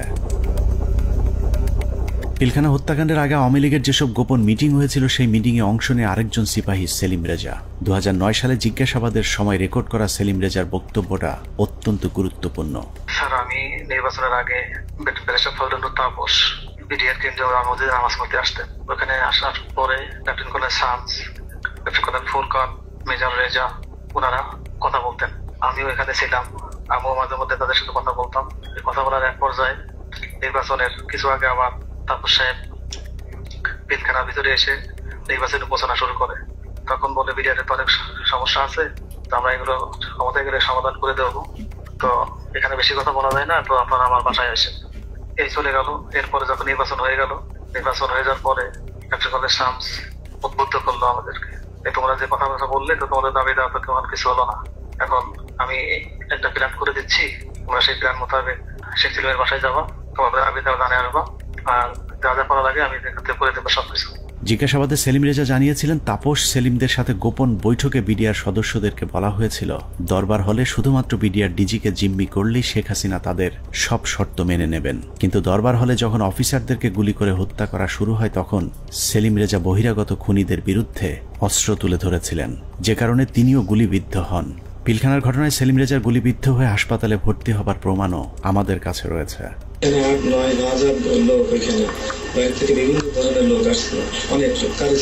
সেলিম রেজা তারপরেও অপরাধী, কারণ তিনি বিডিআরের ডিজিকে জিম্মি করতে চেয়েছিলেন, কিন্তু ফাঁসি হবার মতো অপরাধ সেলিম রেজা করেননি। আওয়ামী লীগ নেতাদেরকে বাঁচাতেই সেলিম রেজার বিরুদ্ধে ফাঁসির রায় দিয়ে তাকে হত্যার পরিকল্পনা করা হয়েছিল। আমি এই পিতা সমতুল্য অফিসারদের জিম্মি করার উদ্দেশ্য নিচ্ছে, কিন্তু হত্যা করার উদ্দেশ্য ছিল না, কাউকে মারার উদ্দেশ্য ছিল না। তো সেই তখন ওই মুহূর্তে আমি তাদেরকে সেভ করতে পারি, বাঁচাতে পারিনি। এরপরে এসকালাঘাট থেকে যারা ছিল তাদের চুল লম্বা লম্বা ছিল, পরশুরাম দেওয়ান আমাকে দেশের কোনো সহি বলে আমার মনে হচ্ছিল না। থেকে ডিজি শেখ সহ আমাকে গুলি করে, ডিজি শেখ জায়গায় দরবারের সামনে পড়ে যায়, আর আমার হাতে প্রথমে বুকে লাগে আমার গুলিটা বুলেট প্রুফ থাকায় গুলিটা ডিপোসে হয়ে মুখের সম্মুখ ভাগ উপরে চলে যায়। আর একটু হলে আমার হয়তো গলায় লাগতো, মানে 3টা গুলি আঘাত আমার গায়ে। পিলখানা হত্যাকাণ্ডের মূল পরিকল্পনাকারীদের আড়াল করতে বাংলাদেশ সেনাবাহিনী যা করেছে তা হিটলারের বর্বরতাকেও ছাড়িয়ে যায়। হিটলার যদিও অন্য দেশের অন্য ধর্মের মানুষকে হত্যা করতে চেয়েছিল, কিন্তু সেনাবাহিনী নিজেদের সহকর্মীদের উপরেও চালিয়েছে মধ্যযুগীয় বর্বরতা। পিলখানা হত্যাকাণ্ডের মূল পরিকল্পনাকারীদের পরিচয় যেই প্রকাশ করতে চেয়েছে তাকেই দুনিয়া থেকে সরিয়ে দেওয়া হয়েছে। এই ক্ষেত্রে বিডিআরের পাশাপাশি সেনাবাহিনীর কর্মকর্তাদেরকেও ন্যূনতম করুণা দেখায়নি সেনাবাহিনী। পিলখানা হত্যাকাণ্ডের অনেক গুরুত্বপূর্ণ ঘটনার সাক্ষী ছিলেন ক্যাপ্টেন শাহনাজ। তিনি প্রথম হত্যাকাণ্ডে ভারতীয় বাহিনীর উপস্থিতি আবিষ্কার করে গণমাধ্যমকে বক্তব্য দিয়েছিলেন। যে এসএমজিটি দেখা যাচ্ছে সেই এসএমজিটি সিলিংটা নরমাল সিলিং এর মতো না, একটু টেলিও এই সিলিং বাইনোকুলারটা আমরা আরবিতে ব্যবহার করি না, আমার জানা মতে বিডিআর ব্যবহার করে না। তার এই বক্তব্যের চড়া মূল্য দিতে হয়েছিল দেশপ্রেমিক সেনা কর্মকর্তা ক্যাপ্টেন শাহনাজ জাহানকে। প্রচন্ড পরিকল্পিত, অনেক আগে থেকে পরিকল্পনা করা বিষয়টা, ওই কথাগুলো তো আমি ওই দিনই বলেছি। তারপরে যেটা হলো যে আমি এরপরে চাকরি ছেড়ে দিই একদিন পরেই, আর 27 তারিখে, তো আমি 28 তারিখে আমি প্রথমে করি, অ্যাপেন্ডিক্স যে সাবমিট করি যে আমি এখানে আর চাকরি করব না, কারণ হচ্ছে আমার মোরাল ডাউন হয়ে গেছে। এখানে বাংলাদেশের মতো আর্মির ভেতর, ঢাকার ভেতরে কিভাবে এই ঘটনা ঘটলো, কেউ কোনো প্রশ্নের উত্তর দিচ্ছে না আমি যেখানে। এবং আমাকে যখন থ্রেড দেওয়া হলো আমাদেরই প্রতিষ্ঠান থেকে, তখন আমি বুঝে গেলাম যে আসলে এখানে কি হয়েছে। উপরে যে আমি জিজ্ঞেস করছি, তারপরে আমাকে যখন পরবর্তীতে এমএস করলেন, নিজে কল করলেন, তখন আমি স্যারকে বললাম যে স্যার আমাকে স্যারকে বললাম না, তার আগে যে আমি বলেছিলাম যে জামিউল স্যার ছিলেন আমাদের ইঞ্জিনিয়ার্সের তখন এমএস ব্রাঞ্চে, তখন আমি স্যারকে প্রশ্ন করেছিলাম যে স্যার এই যে পোস্টিং গুলো হলো, আপনি তো নিজেই পোস্টিং গুলোর সাথে যুক্ত ছিলেন, আপনি কি আমাকে বলতে পারেন যে 57 জন অফিসারকে কেন আপনারা গত 3 মাসে একসাথে পোস্টেড করলেন? আপনারা কি জানতেন স্যার এখানে ওনাদেরকে মেরে ফেলা হবে? উনি আমার ফোন, মানে ওনার যে রিয়াকশনটা ছিল, ধরেন আমার কি হবে যে না তো এরকম কিছু না, আমরা হঠাৎ করে শুনলে কি হয়, হি ওয়াজ লাইক তুমি ফোনে এসব কি আলোচনা করতেছো, it's so secret thing, I have asked him. So উনি আমার ফোনের লাইনটা কেটে দিয়ে আবার অন্য লাইন থেকে কল করেছেন, টিএনডিতে কল করেছেন, যেটা আর্মির লাইন আর কি। সেটাতে উনি বললেন যেটা অনেক সিনিয়র হাই লেভেলের বিষয়, যেটা আমরা জানি হাই লেভেলের বিষয়টা, প্রাইম মিনিস্টার নিজে যুক্ত ছিলেন, ইন্ডিয়া প্রেজেন্ট ছিল। এগুলো তো আমি কর্নেল মোস্তাফিজ স্যারের প্রোগ্রামে দেখলাম, ইন্ডিয়া তার ফোর্স নিয়ে বিভিন্ন পয়েন্টে পয়েন্টে কিন্তু উপস্থিত ছিল, এবং ইন্ডিয়ান ফোর্স নিজেই সেটা তার ওয়েবসাইটে প্রকাশ করেছে, যেটা মোস্তাফিজ ভাই স্যার একটা বলেছেন। সো ওইটা হচ্ছে হাই লেভেলের বিষয়, যেটা আমরা কেউ জানতাম না। নিজের চোখের সামনে সহকর্মীদের পরিকল্পিত হত্যাকাণ্ড কোনোভাবেই মেনে নিতে পারেননি শাহনাজ, যে কারণে বিডিআর হত্যাকাণ্ডের বিচার নিয়ে সবচেয়ে সোচ্চার ছিলেন ক্যাপ্টেন শাহনাজ। কিন্তু ক্যান্টনমেন্টের নিয়ন্ত্রণে থাকা সেনাবাহিনীর ওই পক্ষটি ক্যাপ্টেন শাহনাজকে থামাতে পরিকল্পিতভাবে তার স্বামীকে হত্যা করেন। হাজব্যান্ড যিনি পরবর্তীতে মারা যান, তিনি ছিলেন 44 আপনার মানে বিএমএ লং কোর্সের কন্টেম্পোরারি। উনি ছিলেন ফাইটার পাইলট, কোঅর্ডিনেটর আশরাফ ইবনে আহমেদ। তো তার কাছে আমি একটা ইনফরমেশন পাই, যেমন সে তখন ঢাকায় ছিল, তার ইউনিটে ছিল, সে MiG-29 এর পাইলট ছিল। সে আমাকে ওই 7টা বা 7:30টার দিকে জানায় যে তার একজন আত্মীয় সিভিল, সে নাকি তাকে ফোন করেছিল এবং তারা বলেছিল যে তারা খুব ভয় পাচ্ছে, মানে এই জিনিসটার সাথে অনেকগুলো প্রোগ্রামার যুক্ত ছিল, প্রোগ্রামার। পিলখানা হত্যাকাণ্ডকে কেন্দ্র করে 4 দফায় মোট 96 জন মেধাবী সেনা কর্মকর্তাকে বহিষ্কার, আটক, জেল, গুম কিংবা হত্যা করা হয়েছে। এর মধ্যে হত্যাকাণ্ডের পরপর সেনাকুঞ্জে প্রধানমন্ত্রী এবং সেনাপ্রধানের সামনে প্রতিবাদ করার অপরাধে প্রথমেই সেনাবাহিনীর 13 জন অফিসারকে বহিষ্কার করা হয়। পিলখানার মূল ঘটনা তৎকালীন সময়ে গঠিত তদন্ত কমিশনকে জানানোর অপরাধে 5 জন কমান্ডোকে তাপসের উপর মিথ্যা গ্রেনেড হামলা মামলায় ফাঁসানো হয়। এদের 5 জনকে 13 মাস অজ্ঞাত স্থানে গুম করে রাখার পর গ্রেফতার দেখানো হয়। তারপর সবাইকে মিথ্যা মামলায় ফাঁসিয়ে 5 বছর করে কারাদণ্ড দেয়া হয়। তাপস হত্যা মামলা চেষ্টা, এটা একটা ভুয়া মামলা যেটা মতিঝিল থানায় দায়ের করা হয় এবং এইটাতে যে সমস্ত সিভিলিয়ান যারা অপরাধী আছে তাদেরকে বিচারের আওতায় আনার আগেই একই অপরাধে আর্মির 5 জনকে, ভেরি ইয়াং ট্যালেন্টেড অফিসার যারা খুবই অ্যাক্টিভ ছিল, যারা তারা হয় এই তদন্তের সাথে সম্পৃক্ত অথবা এই বিডিআর হত্যাকাণ্ডের বিরুদ্ধে সোচ্চার ছিল, তাদেরকে প্রথম গুম করা হয়, ব্যাপকভাবে শারীরিক নির্যাতন করা হয় এবং পেপার ওয়ার্ক, সব থেকে দুঃখজনক হচ্ছে কাগজে কোর্ট মার্শাল, মানে তাদেরকে গুম অবস্থায় পেপার সই করে দেখানো হয়। যখন জেলে হস্তান্তর করা হয় তখন তারা জানতে পারে যে তাদেরকে 5 বছর জেল দেওয়া হয়েছে। এর মধ্যে একটা দীর্ঘ সময় তাদের পরিবার জানতোই না তারা কোথায় এবং তারা কিভাবে তাদের কি অবস্থায় আছে। আমি একটু 5 জন অফিসারের নাম বলি। এরা হচ্ছে captain Fuad, captain Rajib, captain Helal, captain Reza এবং ক্যাপ্টেন সুবাইল। এরা কিন্তু হয় তদন্তের মধ্যে জেনে গেছিল যে আসলে কি জিনিসটা হচ্ছে, কারণ আমরা যেই জবানবন্দি ইনিশিয়াল ইন্টারোগেশনের পরে সেটা পাইতাম, তারা কিন্তু ওদের সাথে শেয়ার করতাম। এবং এই ক্যাপ্টেন রাজীব, ক্যাপ্টেন ফুয়াদ, তারা তো MIC থেকে বের হয়ে আসছিল, অস্ত্র নিয়ে বের হয়ে আসছিল যে তারা ঢুকে অফিসারদের উদ্ধার করবে। এই সমস্ত অফিসারকে করলো কি, কয়েকদিন পরে, বিডিআর ঘটনার কয়েকদিন পরে তারা এখানে একটা ভয়ঙ্কর খেলা খেলে। তাদের ধারণা থেকে এই অফিসাররা যদি বাইরে থাকে বা জীবিত থাকে তাহলে কিন্তু সত্যটা প্রকাশ পেয়ে যাবে যে এর মধ্যে ভারত জড়িত, এর মধ্যে আওয়ামী লীগ জড়িত, আওয়ামী লীগের কোন কোন নেতা জড়িত। হঠাৎ করে ডিবির মনিরুল ইসলাম এবং র্যাবের তখন লেফটেন্যান্ট কর্নেল জিয়াউল হাসান, খুনি জিয়াউল হাসান, তারা প্রথম আলোর সাথে মিলে একটা চক্রান্ত করলো। চক্রান্তটা কিভাবে, এই যে 5 জন অফিসারের নাম বললাম তারা কিন্তু তখন বিভিন্ন দপ্তরে চাকরি করতেছে, তদন্তে সাহায্য করতেছে।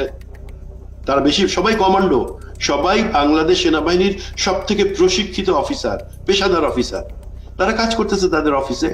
প্রথম আলোর নিউজ আসলো যে তাপসের উপরে যে বোমা হামলা হয়েছে, মনিরুলের উদ্ধৃতি দিয়ে, মনিরুল প্রথম আলোকে দিয়ে এই চালটা চাললো যে যে তাপসের উপরে বোমা হামলা হয়েছে সেটাতে সম্ভবত আরো 7 জন জড়িত আছে যারা সেনাবাহিনীর অফিসার। তার 2 দিন পরে প্রথম আলো আবার একটা নিউজ ছাপলো, আবারও মনিরুলের উদ্ধৃতি দিয়ে, সেই মানে পুলিশের ডিবির মনিরুল, পরে যে CTIT অর সামথিং সেটার প্রধান ছিল, তার বুদ্ধিতে কি আসলো, এই সমস্ত অফিসারকে সেনা কর্তৃপক্ষ অ্যারেস্ট করছে এবং তাদেরকে জিজ্ঞাসাবাদে তারা স্বীকার করছে যে তাপসীর উপরে তারা গ্রেনেড হামলা চালাইছিল, বোমা হামলা চালাইছিল।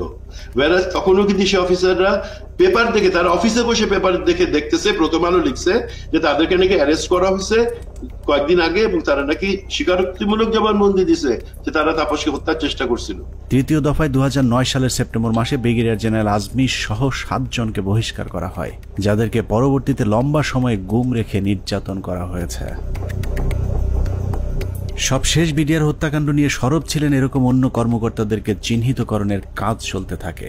2011 সালে MI-STর মেজর জিয়া সহ মোট 68 জন সেনা কর্মকর্তাকে মিথ্যা অভ্যুত্থানের অভিযোগ তুলে একসাথে বহিষ্কার করা হয়। এর মধ্যে 4 জনকে ছেড়ে দেওয়া হলেও বাকি 64 জনকে বিভিন্ন মেয়াদে সাজা দেওয়া হয়েছে, যাদের অনেকেই দীর্ঘদিন গুমের শিকার হয়েছিলেন।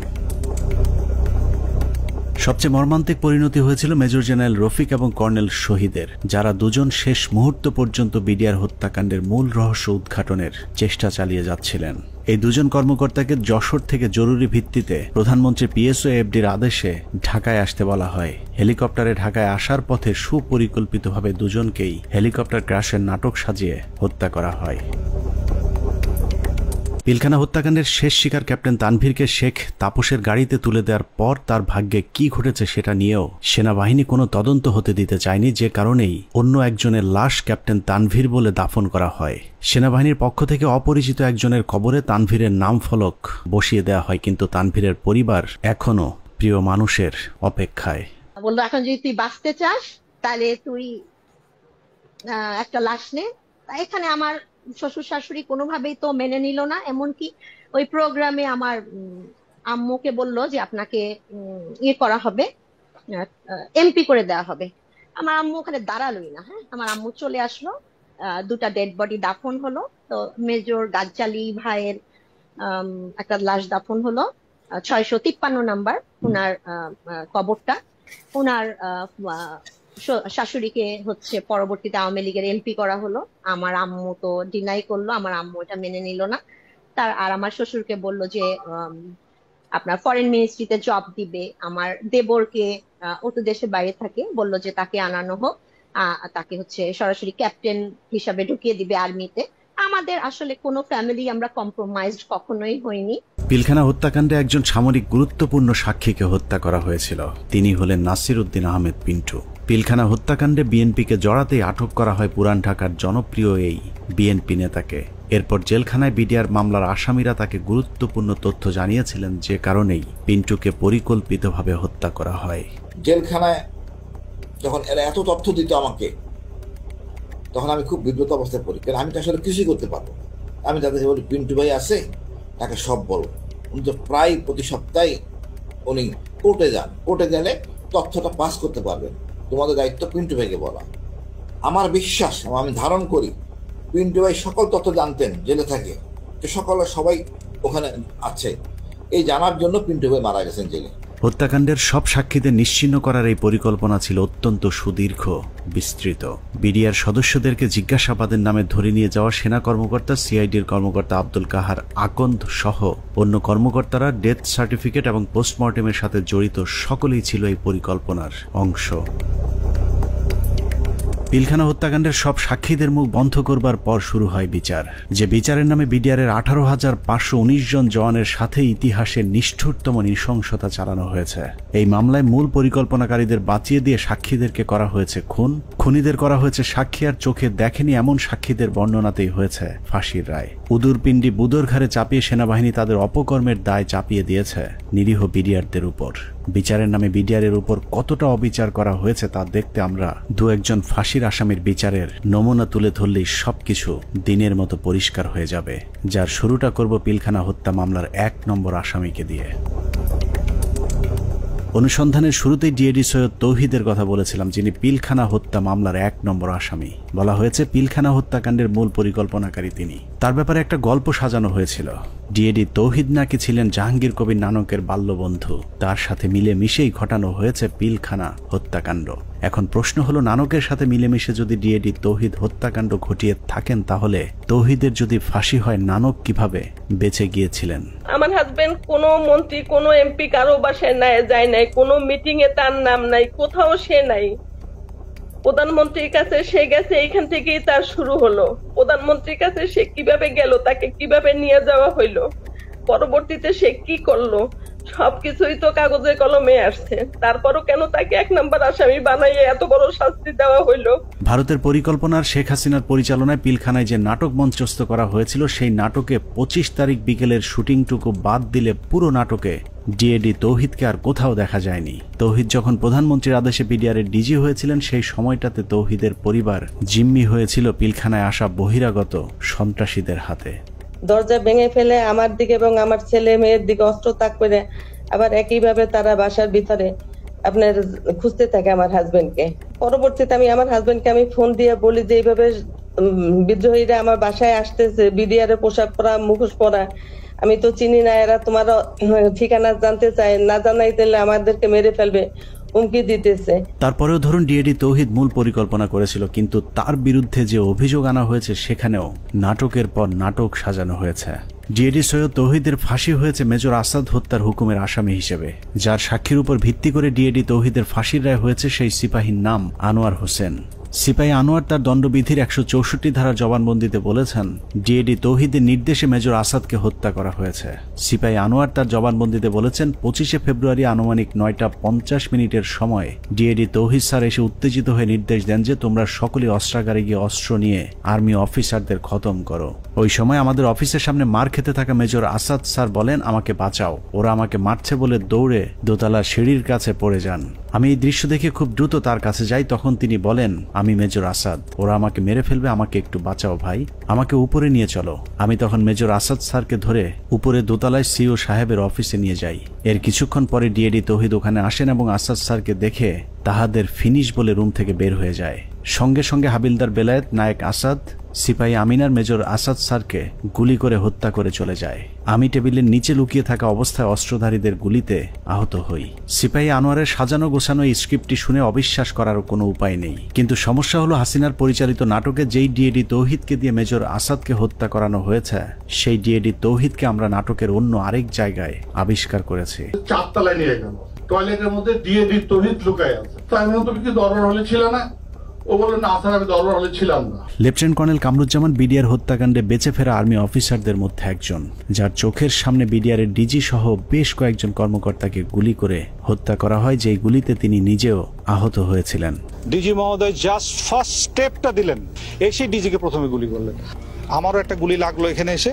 পিলখানা হত্যাকাণ্ডের অন্যতম সাক্ষী লেফটেন্যান্ট কর্নেল কামরুজ্জামান 25 ফেব্রুয়ারি তার সাথে ঘটে যাওয়া রোমহর্ষক অভিজ্ঞতার বর্ণনা দিয়েছেন। তার দেয়া সেই জবানবন্দিতে সকাল 9টা থেকে ধারাবাহিক ঘটনা প্রবাহ পড়তে পড়তে দুপুর 2টায় গিয়ে আটকে উঠি, কারণ কিছুক্ষণ আগে সিপাহী আনোয়ারের বর্ণনায় যে ডিএডি তৌহিদের কথা বলা হয়েছে সেই ডিএডি তৌহিদ সম্পর্কে মেজর কামরুজ্জামান যা লিখেছেন তা যেন বাংলা সিনেমার একই চরিত্রের ডাবল পার্ট।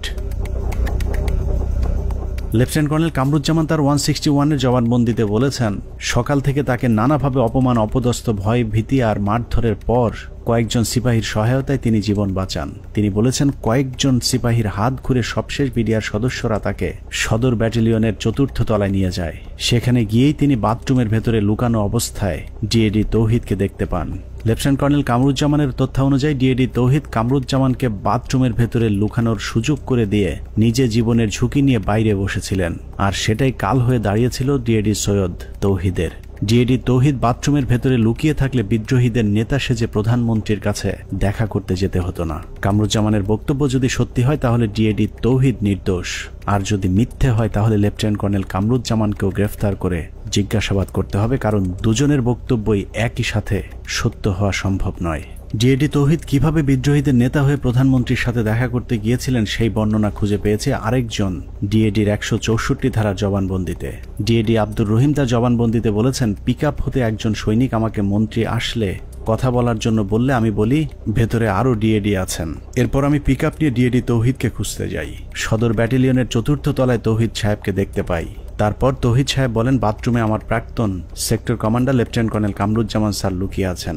স্যারের সাথে দেখা করি, তারপর ডিএডি তৌহিদ সহ 4 নম্বর গেটে যাই। এভাবেই ডিএডি তৌহিদ পিলখানার কথিত বিদ্রোহের মূল পরিকল্পনাকারী হয়ে গেলেন।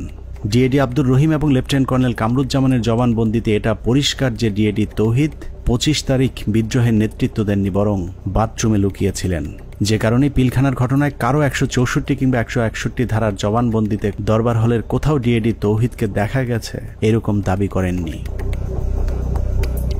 ডিএডি তৌহিদের বিরুদ্ধে যে মেজর আসাদ হত্যার অভিযোগ আনা হয়েছে, আমাদের অনুসন্ধানে সেই মেজর আসাদের পোস্টমর্টেম রিপোর্ট সংগ্রহ করেছিলাম, যেখানে দেখা যায় তার শরীরে ধারালো অস্ত্রের আঘাত পাওয়া গিয়েছিল। কিন্তু সিপাহী আনোয়ার তার জবানবন্দিতে বলেছেন ডিএডি তৌহিদের নির্দেশে হাবিলদার বেলায়েত, নায়েক আসাদ এবং সিপাহী আমিনার 3 জন মিলে গুলি করে মেজর আসাদকে হত্যা করেন। মেজর আসাদের মৃত্যুর বিবরণের কোথাও ধারালো অস্ত্রের ব্যবহারের কথা বলা হয়নি। এখানে আমার হাজবেন্ডের কি অপরাধটা এখানে দেখেন, সে তো পালাইয়া যায় নাই, সে তো কাউকে খুন করে নাই, তার ফ্যামিলির ভিতরে ছিল, ওনাকে অমানবিক নির্যাতন করা হয়েছে। এমন কোন নির্যাতন নাই যে ওনাকে না করা হয়েছে। এখন শরীরের প্রতিটা অঙ্গ প্রত্যঙ্গ ড্যামেজ হয়ে যাইতেছে আস্তে আস্তে। শেখ হাসিনার কাছে নিয়ে যাওয়া প্রতিনিধি দলের আরেক সদস্য ডিএডি মোহাম্মদ আব্দুল জলিল শেখ। হসপিটাল ইউনিটের কোয়ার্টার মাস্টারে কর্মরত থাকা ডিএডি জলিল গোলাগুলির শব্দ শুনে হাসপাতালের অন্য সহকর্মীদের সাথে সিগন্যাল মেসের ভেতরে অবস্থান নিয়েছিলেন। সেখান থেকে বিকেলে প্রধানমন্ত্রীর সাথে সাক্ষাতের জন্য তাকে জোর করে নিয়ে যাওয়া হয়। মুখোশধারী সৈনিক আব্বুকে ধরে গাড়িতে তুলে 4 নম্বর গেটে নিয়ে আসে প্রধানমন্ত্রীর সাথে দাবি দেওয়া নিয়ে আলোচনা করার জন্য। আব্বু সেখানে যেতে না চাইলে আব্বুকে মারধর করা হয় এবং হুমকি দেওয়া হয় যে এখানে তাকে গুলি করে হত্যা করা হবে।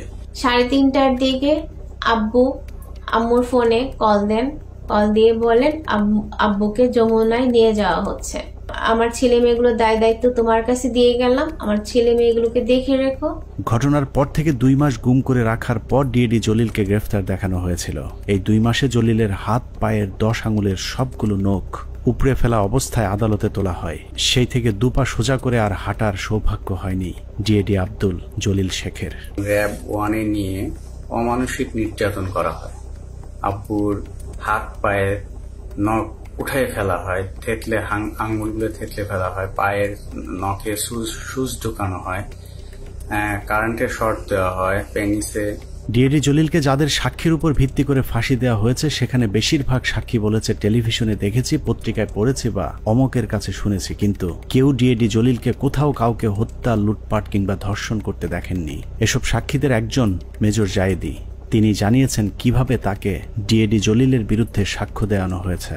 তাকেও আমি উক্ত এলাকায় দেখেছিলাম এবং আমি শনাক্ত করতে পেরেছিলাম, বাট তার নাম জানতাম না।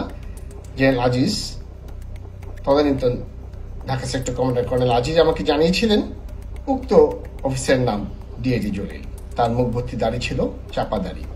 দাড়িওয়ালা এক ব্যক্তিকে ডিএডি আব্দুল জলিল বানিয়ে ফাঁসি দিয়ে দেওয়া হয়েছে, অথচ আমাদের হাতে 2009 সালে পিলখানা হত্যাকাণ্ডের দিনের একটি ভিডিওতে দেখা যায় ডিএডি জলিলের মুখে কোনো দাড়ি নেই।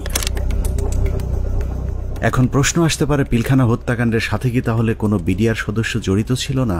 অবশ্যই ছিল, কিন্তু যারা জড়িত ছিল তাদেরকে এই মামলায় শাস্তি দেওয়া সম্ভব নয়, কারণ মামলার মূল উদ্দেশ্যই ছিল পিলখানা হত্যাকাণ্ডের বাকি কাজ সম্পন্ন করা। এখানে সিপাহী মাহিন এবং লেদার লিটনের মতো হত্যার মূল পরিকল্পনার সাথে জড়িত আসামিকে ভারতে পাঠিয়ে দেওয়া হয়েছে। লেদার লিটনের বাবা সাবেক সুবেদার এবং আওয়ামী লীগ নেতা তোরাব আলীকে সুনির্দিষ্ট অভিযোগ থাকার পরেও ছেড়ে দেওয়া হয়েছিল। অন্যদিকে যারা শুধুমাত্র বিডিআরের ডিজিকে জিম্মির পরিকল্পনার সাথে জড়িত কিন্তু হত্যাকাণ্ডের পরিকল্পনার কথা জানতেন না, তাদের বেশিরভাগকে জিজ্ঞাসাবাদের নামে হত্যা করা হয়েছে। বাদবাকি যারা আছেন তাদেরকেও ফাঁসির রায় দিয়ে হত্যার পরিকল্পনা ছিল, যেন আওয়ামী লীগের কোন কোন নেতা এই হত্যাকাণ্ডের পরিকল্পনার সাথে জড়িত তাদের নাম কেউ জানতে না পারে। পিলখানা হত্যাকাণ্ড যে বিডিআরকে ধ্বংস করে দেওয়ার জন্যই করা হয়েছিল তার প্রমাণ হাস্যকর এই মামলায় 18,519 জন বিডিআর জওয়ানকে আসামি করা। এদের মধ্যে বেশিরভাগ বিডিআর জওয়ান নির্দোষ প্রমাণিত হলেও কাউকেই চাকরি ফেরত দেওয়া হয়নি। উল্টো যাদেরকে ছেড়ে দেওয়া হয়েছে সবার কাছ থেকে বড় অঙ্কের টাকা নিয়ে তারপর তাদেরকে মুক্তি দেওয়া হয়। অনেক অপরাধীকে টাকার বিনিময়ে সাক্ষী বানানো হয়েছে, আবার অনেক নিরীহ বিডিআর সদস্যকে কোনো কারণ ছাড়াই শাস্তি দেওয়া হয়েছে। 2009 সালের 25 ও 26 তারিখে বিডিআর পিলখানায় ঘটে যায় বিডিআর বিদ্রোহের নারকীয় হত্যাকাণ্ড। এই হত্যাকাণ্ডের সময় সে 9 দিনের ছুটিতে বাড়িতে অবস্থান করে। সে ছুটিতে থাকার কারণে তাকে সেই অভিযুক্তের বাইরে রাখা হয়। পরবর্তীতে সিআইডি দীর্ঘ 7 মাস পর 2009 সালে সেপ্টেম্বর মাসের 10 তারিখে তাকে কর্মরত অবস্থায় গ্রেপ্তার করে জেল হাজতে প্রেরণ করে। এই মামলার বিচার কার্য শুরু হয় বকশীবাজার আলিয়া মাদ্রাসা মাঠে। রায়ে তাকে যাবজ্জীবন কারাদণ্ড দেওয়া হলো। দীর্ঘ শুনানি শেষে 2017 সালে এই মামলার রায় প্রদান করা হয়। রায়ে আমার ছোট ভাই আতিকুর রহমানকে খালাস প্রদান করা হয়। তখন এই জামিনের বিরোধিতা করে রাষ্ট্রপক্ষ সুপ্রিম কোর্টে আপিল করে। এমতো অবস্থায় এখনো পর্যন্ত আমরা কোনোভাবে আমার ছোট ভাইয়ের মুক্তির কোনো ব্যবস্থা করতে পারিনি। আমার ছোট ভাই যে ছুটিতে ছিল, যে সে নির্দোষ, এটি সবকিছুতে প্রমাণ হয়ে গেছে। তাকে মুক্তি দেওয়া আমি মনে করি যে এটা সরকারের দায়িত্ব। এভাবেই চলেছে পিলখানা হত্যাকাণ্ডের বিচারের নামে অবিচার। আতিক থেকে তৌহিদ পিলখানা হত্যাকাণ্ডের বিচারের নামে 18,000 পরিবারের সাথে গেল 16 বছর যা হয়েছে তাই পৃথিবীর ইতিহাসে আর কখনোই হয়েছে কিনা আমাদের জানা নেই। মামলা, তদন্ত, জিজ্ঞাসাবাদ থেকে শুরু করে জবানবন্দি, কোথাও ন্যায় বিচার পায়নি বিডিআরের পরিবারগুলো। ফ্যামিলি ধ্বংস হওয়ার মতো যা যা দরকার সবকিছুই ঘটছে আপনার ফ্যামিলিতে। বাংলাদেশের ইতিহাসে যদি 5 আগস্ট না আসতো তাহলে বিডিআরের এই আর্তনাদ হয়তো উঁচু লাল দালানের বাইরের কেউ শুনতে পেত না। বিডিআরের পরিবার কারো করুণা চায় না, তারা চায় ন্যায় বিচার।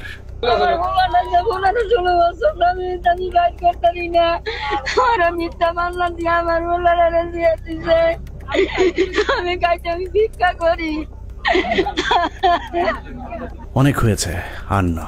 পিলখানা হত্যাকাণ্ড নিয়ে নতুন করে কমিশন তৈরি হয়েছে। আমরা সেই কমিশনের কাছে সুষ্ঠু তদন্ত চাই। আমরা কমিশনের প্রতিদ্বন্দ্বী নই, বরং কমিশনের সুবিধার্থে আমরা পিলখানা হত্যাকাণ্ড নিয়ে গঠিত প্রথম তদন্তের সাথে জড়িত কয়েকজন কর্মকর্তার কিছু পর্যবেক্ষণ দিয়ে অনুসন্ধান শেষ করব। পিলখানা হত্যাকাণ্ডের পরের 2 সপ্তাহ সেনাবাহিনীর একটি অংশ সঠিকভাবে তদন্তের চেষ্টা করেছিল, কিন্তু সেই তদন্ত শেষ হবার আগেই তাদেরকে থামিয়ে দেওয়া হয়।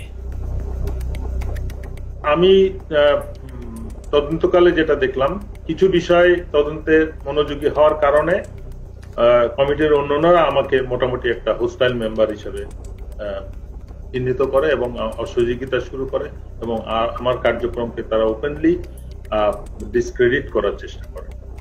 এই পরিস্থিতিতে যখন তারা ব্যর্থ হয় তখন ব্রিগেডিয়ার রফিককে আমাদের তদন্ত কমিটির একজন সদস্য কোনো চাহিদা বা কোনো প্রয়োজন ছাড়াই আমার সিনিয়র তাকে সম্পৃক্ত করে, যেহেতু উনি সিনিয়র, উনি সম্পূর্ণ দায়িত্বটা নিয়ে নেন এবং পরবর্তীতে রিপোর্ট সাবমিট করেন। তদন্তকারী দল একটি বিষয় লক্ষ্য করেন যে পিলখানা হত্যাকাণ্ডে যাদেরকে হত্যা করা হয়েছে তাদের বেশিরভাগকে খুব সম্প্রতি বিডিআরে বদলি করা হয়েছিল। এই বদলির সাথে যারা সম্পৃক্ত ছিল তাদেরকে সন্দেহভাজন মনে করেন তদন্তকারী ওই সেনা কর্মকর্তারা। পিলখানা হত্যাকাণ্ডের বহুল আলোচিত নাম কর্নেল রেজা নূর, যিনি ঘটনার একদিন আগে একরকম জোর করে কর্নেল গুলজারকে র্যাব থেকে বিডিআরে পাঠান। পিলখানায় গন্ডগোলের খবর শুনে ঘটনাস্থলে যাওয়া প্রথম দলটি ছিল র্যাবের এডিজি রেজা নূর র্যাবের ওই দলটিকে পিলখানায় ঢুকতে বাধা দিয়েছিলেন। কর্নেল গুলজার ওই সময়টাতে র্যাবে পোস্টিং থাকলে পরিস্থিতি অন্যরকম হতে পারত। এইখানে মেইন গেটে শামসাররা ছিলেন, র্যাব 2 ছিল, মানে র্যাব 2 প্লাস হচ্ছে মানে শামসার অলরেডি বলেছেন যে মানে আয়ত্তের মধ্যেই ছিল, কিন্তু কোনোভাবেই অর্থাৎ রেজানুর খান স্যারের সঙ্গে উনি আবার মানে আমার আগের সিও ছিলেন, সেই হিসেবে স্যারের সঙ্গে আমারও কথা হয় যে স্যার এই ব্যাপার তো এটা আমরা ইয়ে করতে পারি, কোনোভাবেই মানে এটা অপারেশন করার কোনো মানে উনি কোনো পারমিশন দেননি। পিলখানা হত্যাকাণ্ডে শহীদদের একটা বড় অংশ ছিলেন যারা ভারতের সাথে ব্রহ্মমারি এবং পাদুয়া যুদ্ধে অংশ নিয়েছিলেন, যে কারণে তদন্তকারীদের সন্দেহ আরো প্রকট হয়। অতএব হঠাৎ করে এতগুলো পোস্টিং কি কারণে কেন হয়েছিল সেটা খতিয়ে দেখতে হবে। তখন আমি স্যারকে প্রশ্ন করেছিলাম যে স্যার এই যে পোস্টিং গুলো হলো, আপনি তো নিজেই পোস্টিং গুলোর সাথে যুক্ত ছিলেন, আপনি কি আমাকে বলতে পারেন যে 57 জন অফিসারকে কেন আপনারা গত 3 মাসে একসাথে পোস্টেড করলেন? আপনারা কি জানতেন স্যার এখানে ওনাদেরকে মেরে ফেলা হবে? উনি আমার ফোন মানে ওনার যে রিয়াকশনটা ছিল, ধরেন আমার কি হবে যে না তো এরকম কিছু না, আমরা হঠাৎ করে শুনলে কি হয়, হি ওয়াজ লাইক তুমি ফোনে এসব কি আলোচনা করতেছো, it's so secret thing, I have asked হিম। পিলখানা হত্যাকাণ্ডের সময় আওয়ামী লীগের ছোট একজন নেতা বড় ভূমিকা পালন করেছিল, যার নাম মির্জা আজম। সেনাবাহিনীর সূত্র মনে করে মির্জা আজমের বোন জামাই শায়েখ আব্দুর রহমানকে ফাঁসিতে ঝুলানোর প্রতিশোধ হিসেবেই পিলখানা হত্যাকাণ্ডে যুক্ত হয়েছিলেন মির্জা আজম। উল্লেখ্য, বাংলা ভাই এবং শায়েখ আব্দুর রহমানকে জঙ্গি আস্তানা থেকে গ্রেফতারের মূল নায়ক ছিলেন কর্নেল গুলজার, যে কারণে পিলখানা হত্যাকাণ্ডের পর গঠিত তদন্ত কমিটি মির্জা আজমকে বিভিন্ন বিষয় নিয়ে জিজ্ঞাসাবাদও করেছিল। এই অফিসারগুলো সবাই অপারেশনাল ছিল, অপারেশনাল সাউন্ড ছিল, তাদেরকে সেরকম আর্মি ইনস্টিটিউশনগুলোতে না দিয়ে কেন বিজিবিতে দেওয়া হলো? এটা তার মানে তারা জানতো। এখানে সামরিক সচিবকে জিজ্ঞেস করা উচিত যে আপনাকে কে নির্দেশ দিয়েছিল এই পোস্টিং অর্ডারগুলো দেওয়ার জন্য। সো তাদেরকে আসলে আওতায় আনা উচিত। তাপস, মির্জা আজম, র্যাপিড ডিজি, এডিজি, দেন সামরিক সচিব, ডিজিএফআই ডিজি, শেখ হাসিনা, মইনু আহমেদ, এরা প্রত্যেকেই ডাইরেক্টলি সম্পৃক্ত, কোনো সন্দেহ নেই। পিলখানা 3 ও 4 নম্বর গেটে আওয়ামী লীগের যে মিছিলটি হয়েছিল সেই মিছিলের নেতৃত্ব দেওয়া ব্যক্তিকে আটক করেছিল মেজর মনির, কিন্তু গুরুত্বপূর্ণ সেই আসামিকে কর্নেল সালেহ বাঁচিয়ে দেন। উল্টো ওই ব্যক্তিকে আটকের অপরাধে মেজর মনিরকে শাস্তি দেওয়া হয়। অতএব কর্নেল সালেহকে আটক করলেই জানা যাবে কেন তিনি সেই আসামিকে ছাড়িয়ে নিয়েছিলেন। ওই ছেলেটাকে যখন আমি আপনার অ্যারেস্ট করে নিয়ে আসছি, তো প্রতিমধ্যেই আমি একটা কাজ করেছিলাম, স্বাভাবিক কারণে আমি তখন কথাবার্তা বলতে থাকি, জিজ্ঞাসাবাদ করতে থাকি। তো আমি তখন তাকে একটা তাৎক্ষণিক জিজ্ঞাসাবাদ করেছিলাম যে তোমাকে কি আদেশ দিয়েছিল মিছিল করার জন্য। তো ছেলেটা খুব স্বাভাবিকভাবে বললো যে আমাকে তো ভাই বলছে, ভাই মানে কোন ভাই, বললো যে তাপস ভাই আমাকে বলছে যে তুমি একটা মিছিল নিয়ে ঢুকবা। তো আমি তো সেই ওনার কথা অনুযায়ী তো কথা বলতে পারি না, বলছে তো আমাকে করতে হয়। তো আমি তখন একটা মিছিল নিয়ে ওখানে ঢুকলাম, কিন্তু মিছিল নিয়ে ঢুকে যখন আমি বের হয়ে যাই, তো তখন ওই মিছিলের সাথে দেখলাম আমাদের যুবলীগের অনেক ছেলে পেলে, আমাদের এলাকার নেতাকর্মী তখন আমার মিছিলের সাথে বের হয়ে আসে। পিলখানার লগবুক অনুযায়ী ঘটনার দিন সকাল 6:30 পিলখানার ভেতরে প্রবেশ করেন এবং 7টায় বেরিয়ে আসেন তৎকালীন শিল্পমন্ত্রী দিলীপ বড়ুয়া। আধা ঘন্টার সময় তিনি কাদের সাথে কি কথা বলেছেন সেটা বের করতে হবে। আওয়ামী লীগের সাবেক আরেক এমপি মুশতাক আহমেদ রুহির সরাসরি হত্যাকাণ্ডে জড়িত থাকার প্রমাণ পেয়েছিল সেনাবাহিনীর ওই তদন্তকারী দলটি, যে কারণে তাকে উত্তরা থেকে গ্রেফতার করেছিলেন র্যাব 1-এর সিও মেজর মনির, কিন্তু আটকের কয়েক ঘন্টার মধ্যেই তাকে ছাড়তে বাধ্য করা হয়। আওয়ামী লীগের আরও ডজনখানেক মন্ত্রী প্রতিমন্ত্রীর নাম জিজ্ঞাসাবাদের তালিকায় ছিল, কিন্তু তাদের বিরুদ্ধে পরবর্তীতে কোনো ব্যবস্থা নেওয়া হয়নি। এর মধ্যে সাবেক স্বরাষ্ট্র প্রতিমন্ত্রী সোহেল তাজ ছিলেন অন্যতম সন্দেহভাজন পরিকল্পনাকারী, যিনি পর্দার আড়ালে থেকে ঠান্ডা মাথায় ভারতীয় গোয়েন্দা সংস্থার সাথে যুক্ত হয়েছিলেন। সেনাবাহিনী সূত্র জানিয়েছে সোহেল তাজ পিলখানা হত্যাকাণ্ডের আগে বিদেশে যাবার কথা বললেও সে ঢাকা বিমানবন্দর থেকে সিলেটে গিয়ে সেখান থেকে আবারও হেলিকপ্টারে ঢাকায় ফেরত আসেন। পিলখানার ঘটনায় ভারতের সাথে যোগাযোগ রক্ষায় গুরুত্বপূর্ণ ভূমিকা পালন করেছেন সোহেল তাজ। তদন্ত কমিটি সোহেল তাজের পাসপোর্ট চেক করলেই প্রমাণ হয়ে যাবে তিনি আদৌ ওই সময়টাতে দেশের বাইরে অবস্থান করেছিলেন কিনা। পিলখানা হত্যাকাণ্ডের মতো এত ভয়ঙ্কর একটি সরকারি পরিকল্পনার সময় সোহেল তাজ কোথায় ছিলেন, তার ভূমিকাই বা কি ছিল তা পরিষ্কার হওয়া প্রয়োজন। বলা হয়ে থাকে সোহেল তাজ ঠিক ঘটনার আগে দেশের বাইরে অবস্থান করছিলেন। যদি সেটাও হয়ে থাকে তাহলে তিনি হঠাৎ করে কেন দেশের বাইরে চলে গেলেন? হত্যাকাণ্ডের এই পরিকল্পনা তিনি দেশবাসীকে না জানিয়ে কেন আত্মগোপনে ছিলেন সেটাও খতিয়ে দেখা প্রয়োজন। রাজনৈতিক সম্পৃক্ততাটা স্পষ্ট হয়ে যায় আস্তে আস্তে। এর মধ্যে সব থেকে বেশি ইনভলভ ছিলেন ব্যারিস্টার তাপস, হাজারীবাগ এলাকার এমপি নির্বাচিত হন যিনি। এছাড়া আর যারা ছিলেন, নানক আজম, অ্যাডভোকেট কামরুল, শেখ সেলিম, সোহেল তাজ, ওয়ারেসাত বেলাল,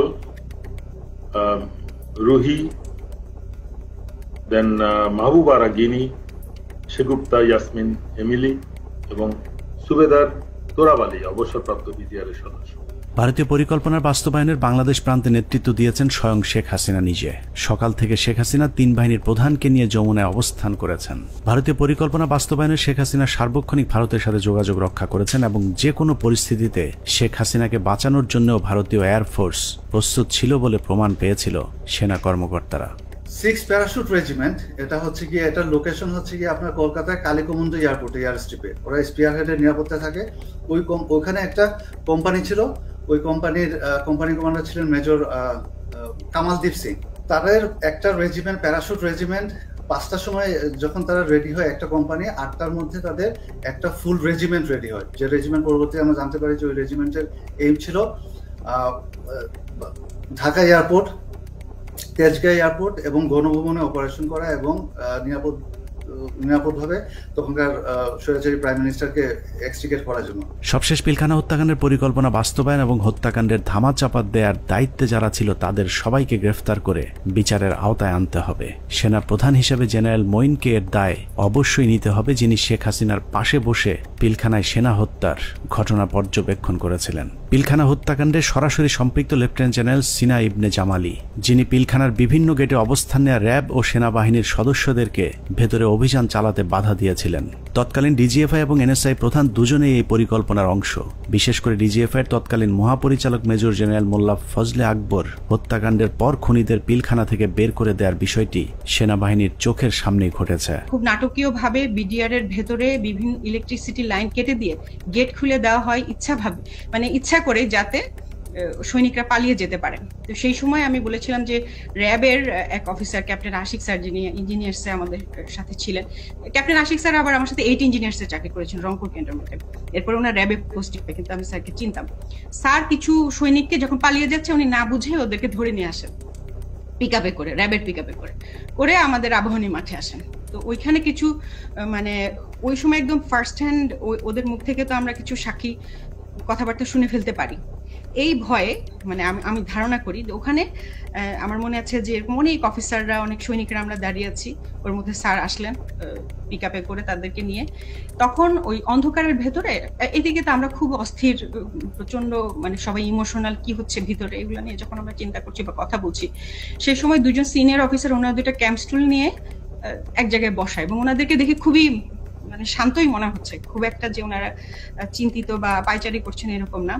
আমি আবার আমার পরিচিত আরেক সিনিয়র স্যারকে বললাম যে স্যার এই স্যার দুজন কারা, যে একটু দূরে বসে আছে, বোঝা যায় যে অনেক সিনিয়র, আমাদের সিনিয়র লেভেলের কেউ হবেন, মেজর জেনারেল বা তার উপরে।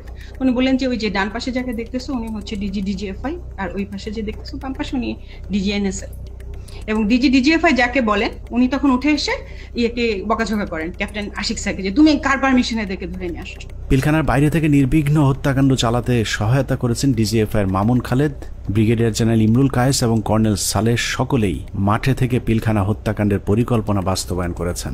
ভেতরে লুকিয়ে থাকা বিভিন্ন কর্মকর্তাদের ফোন লোকেশন খুনিদেরকে দেওয়ার দায়িত্ব তারাই পালন করেছিলেন। 25 তারিখ রাতে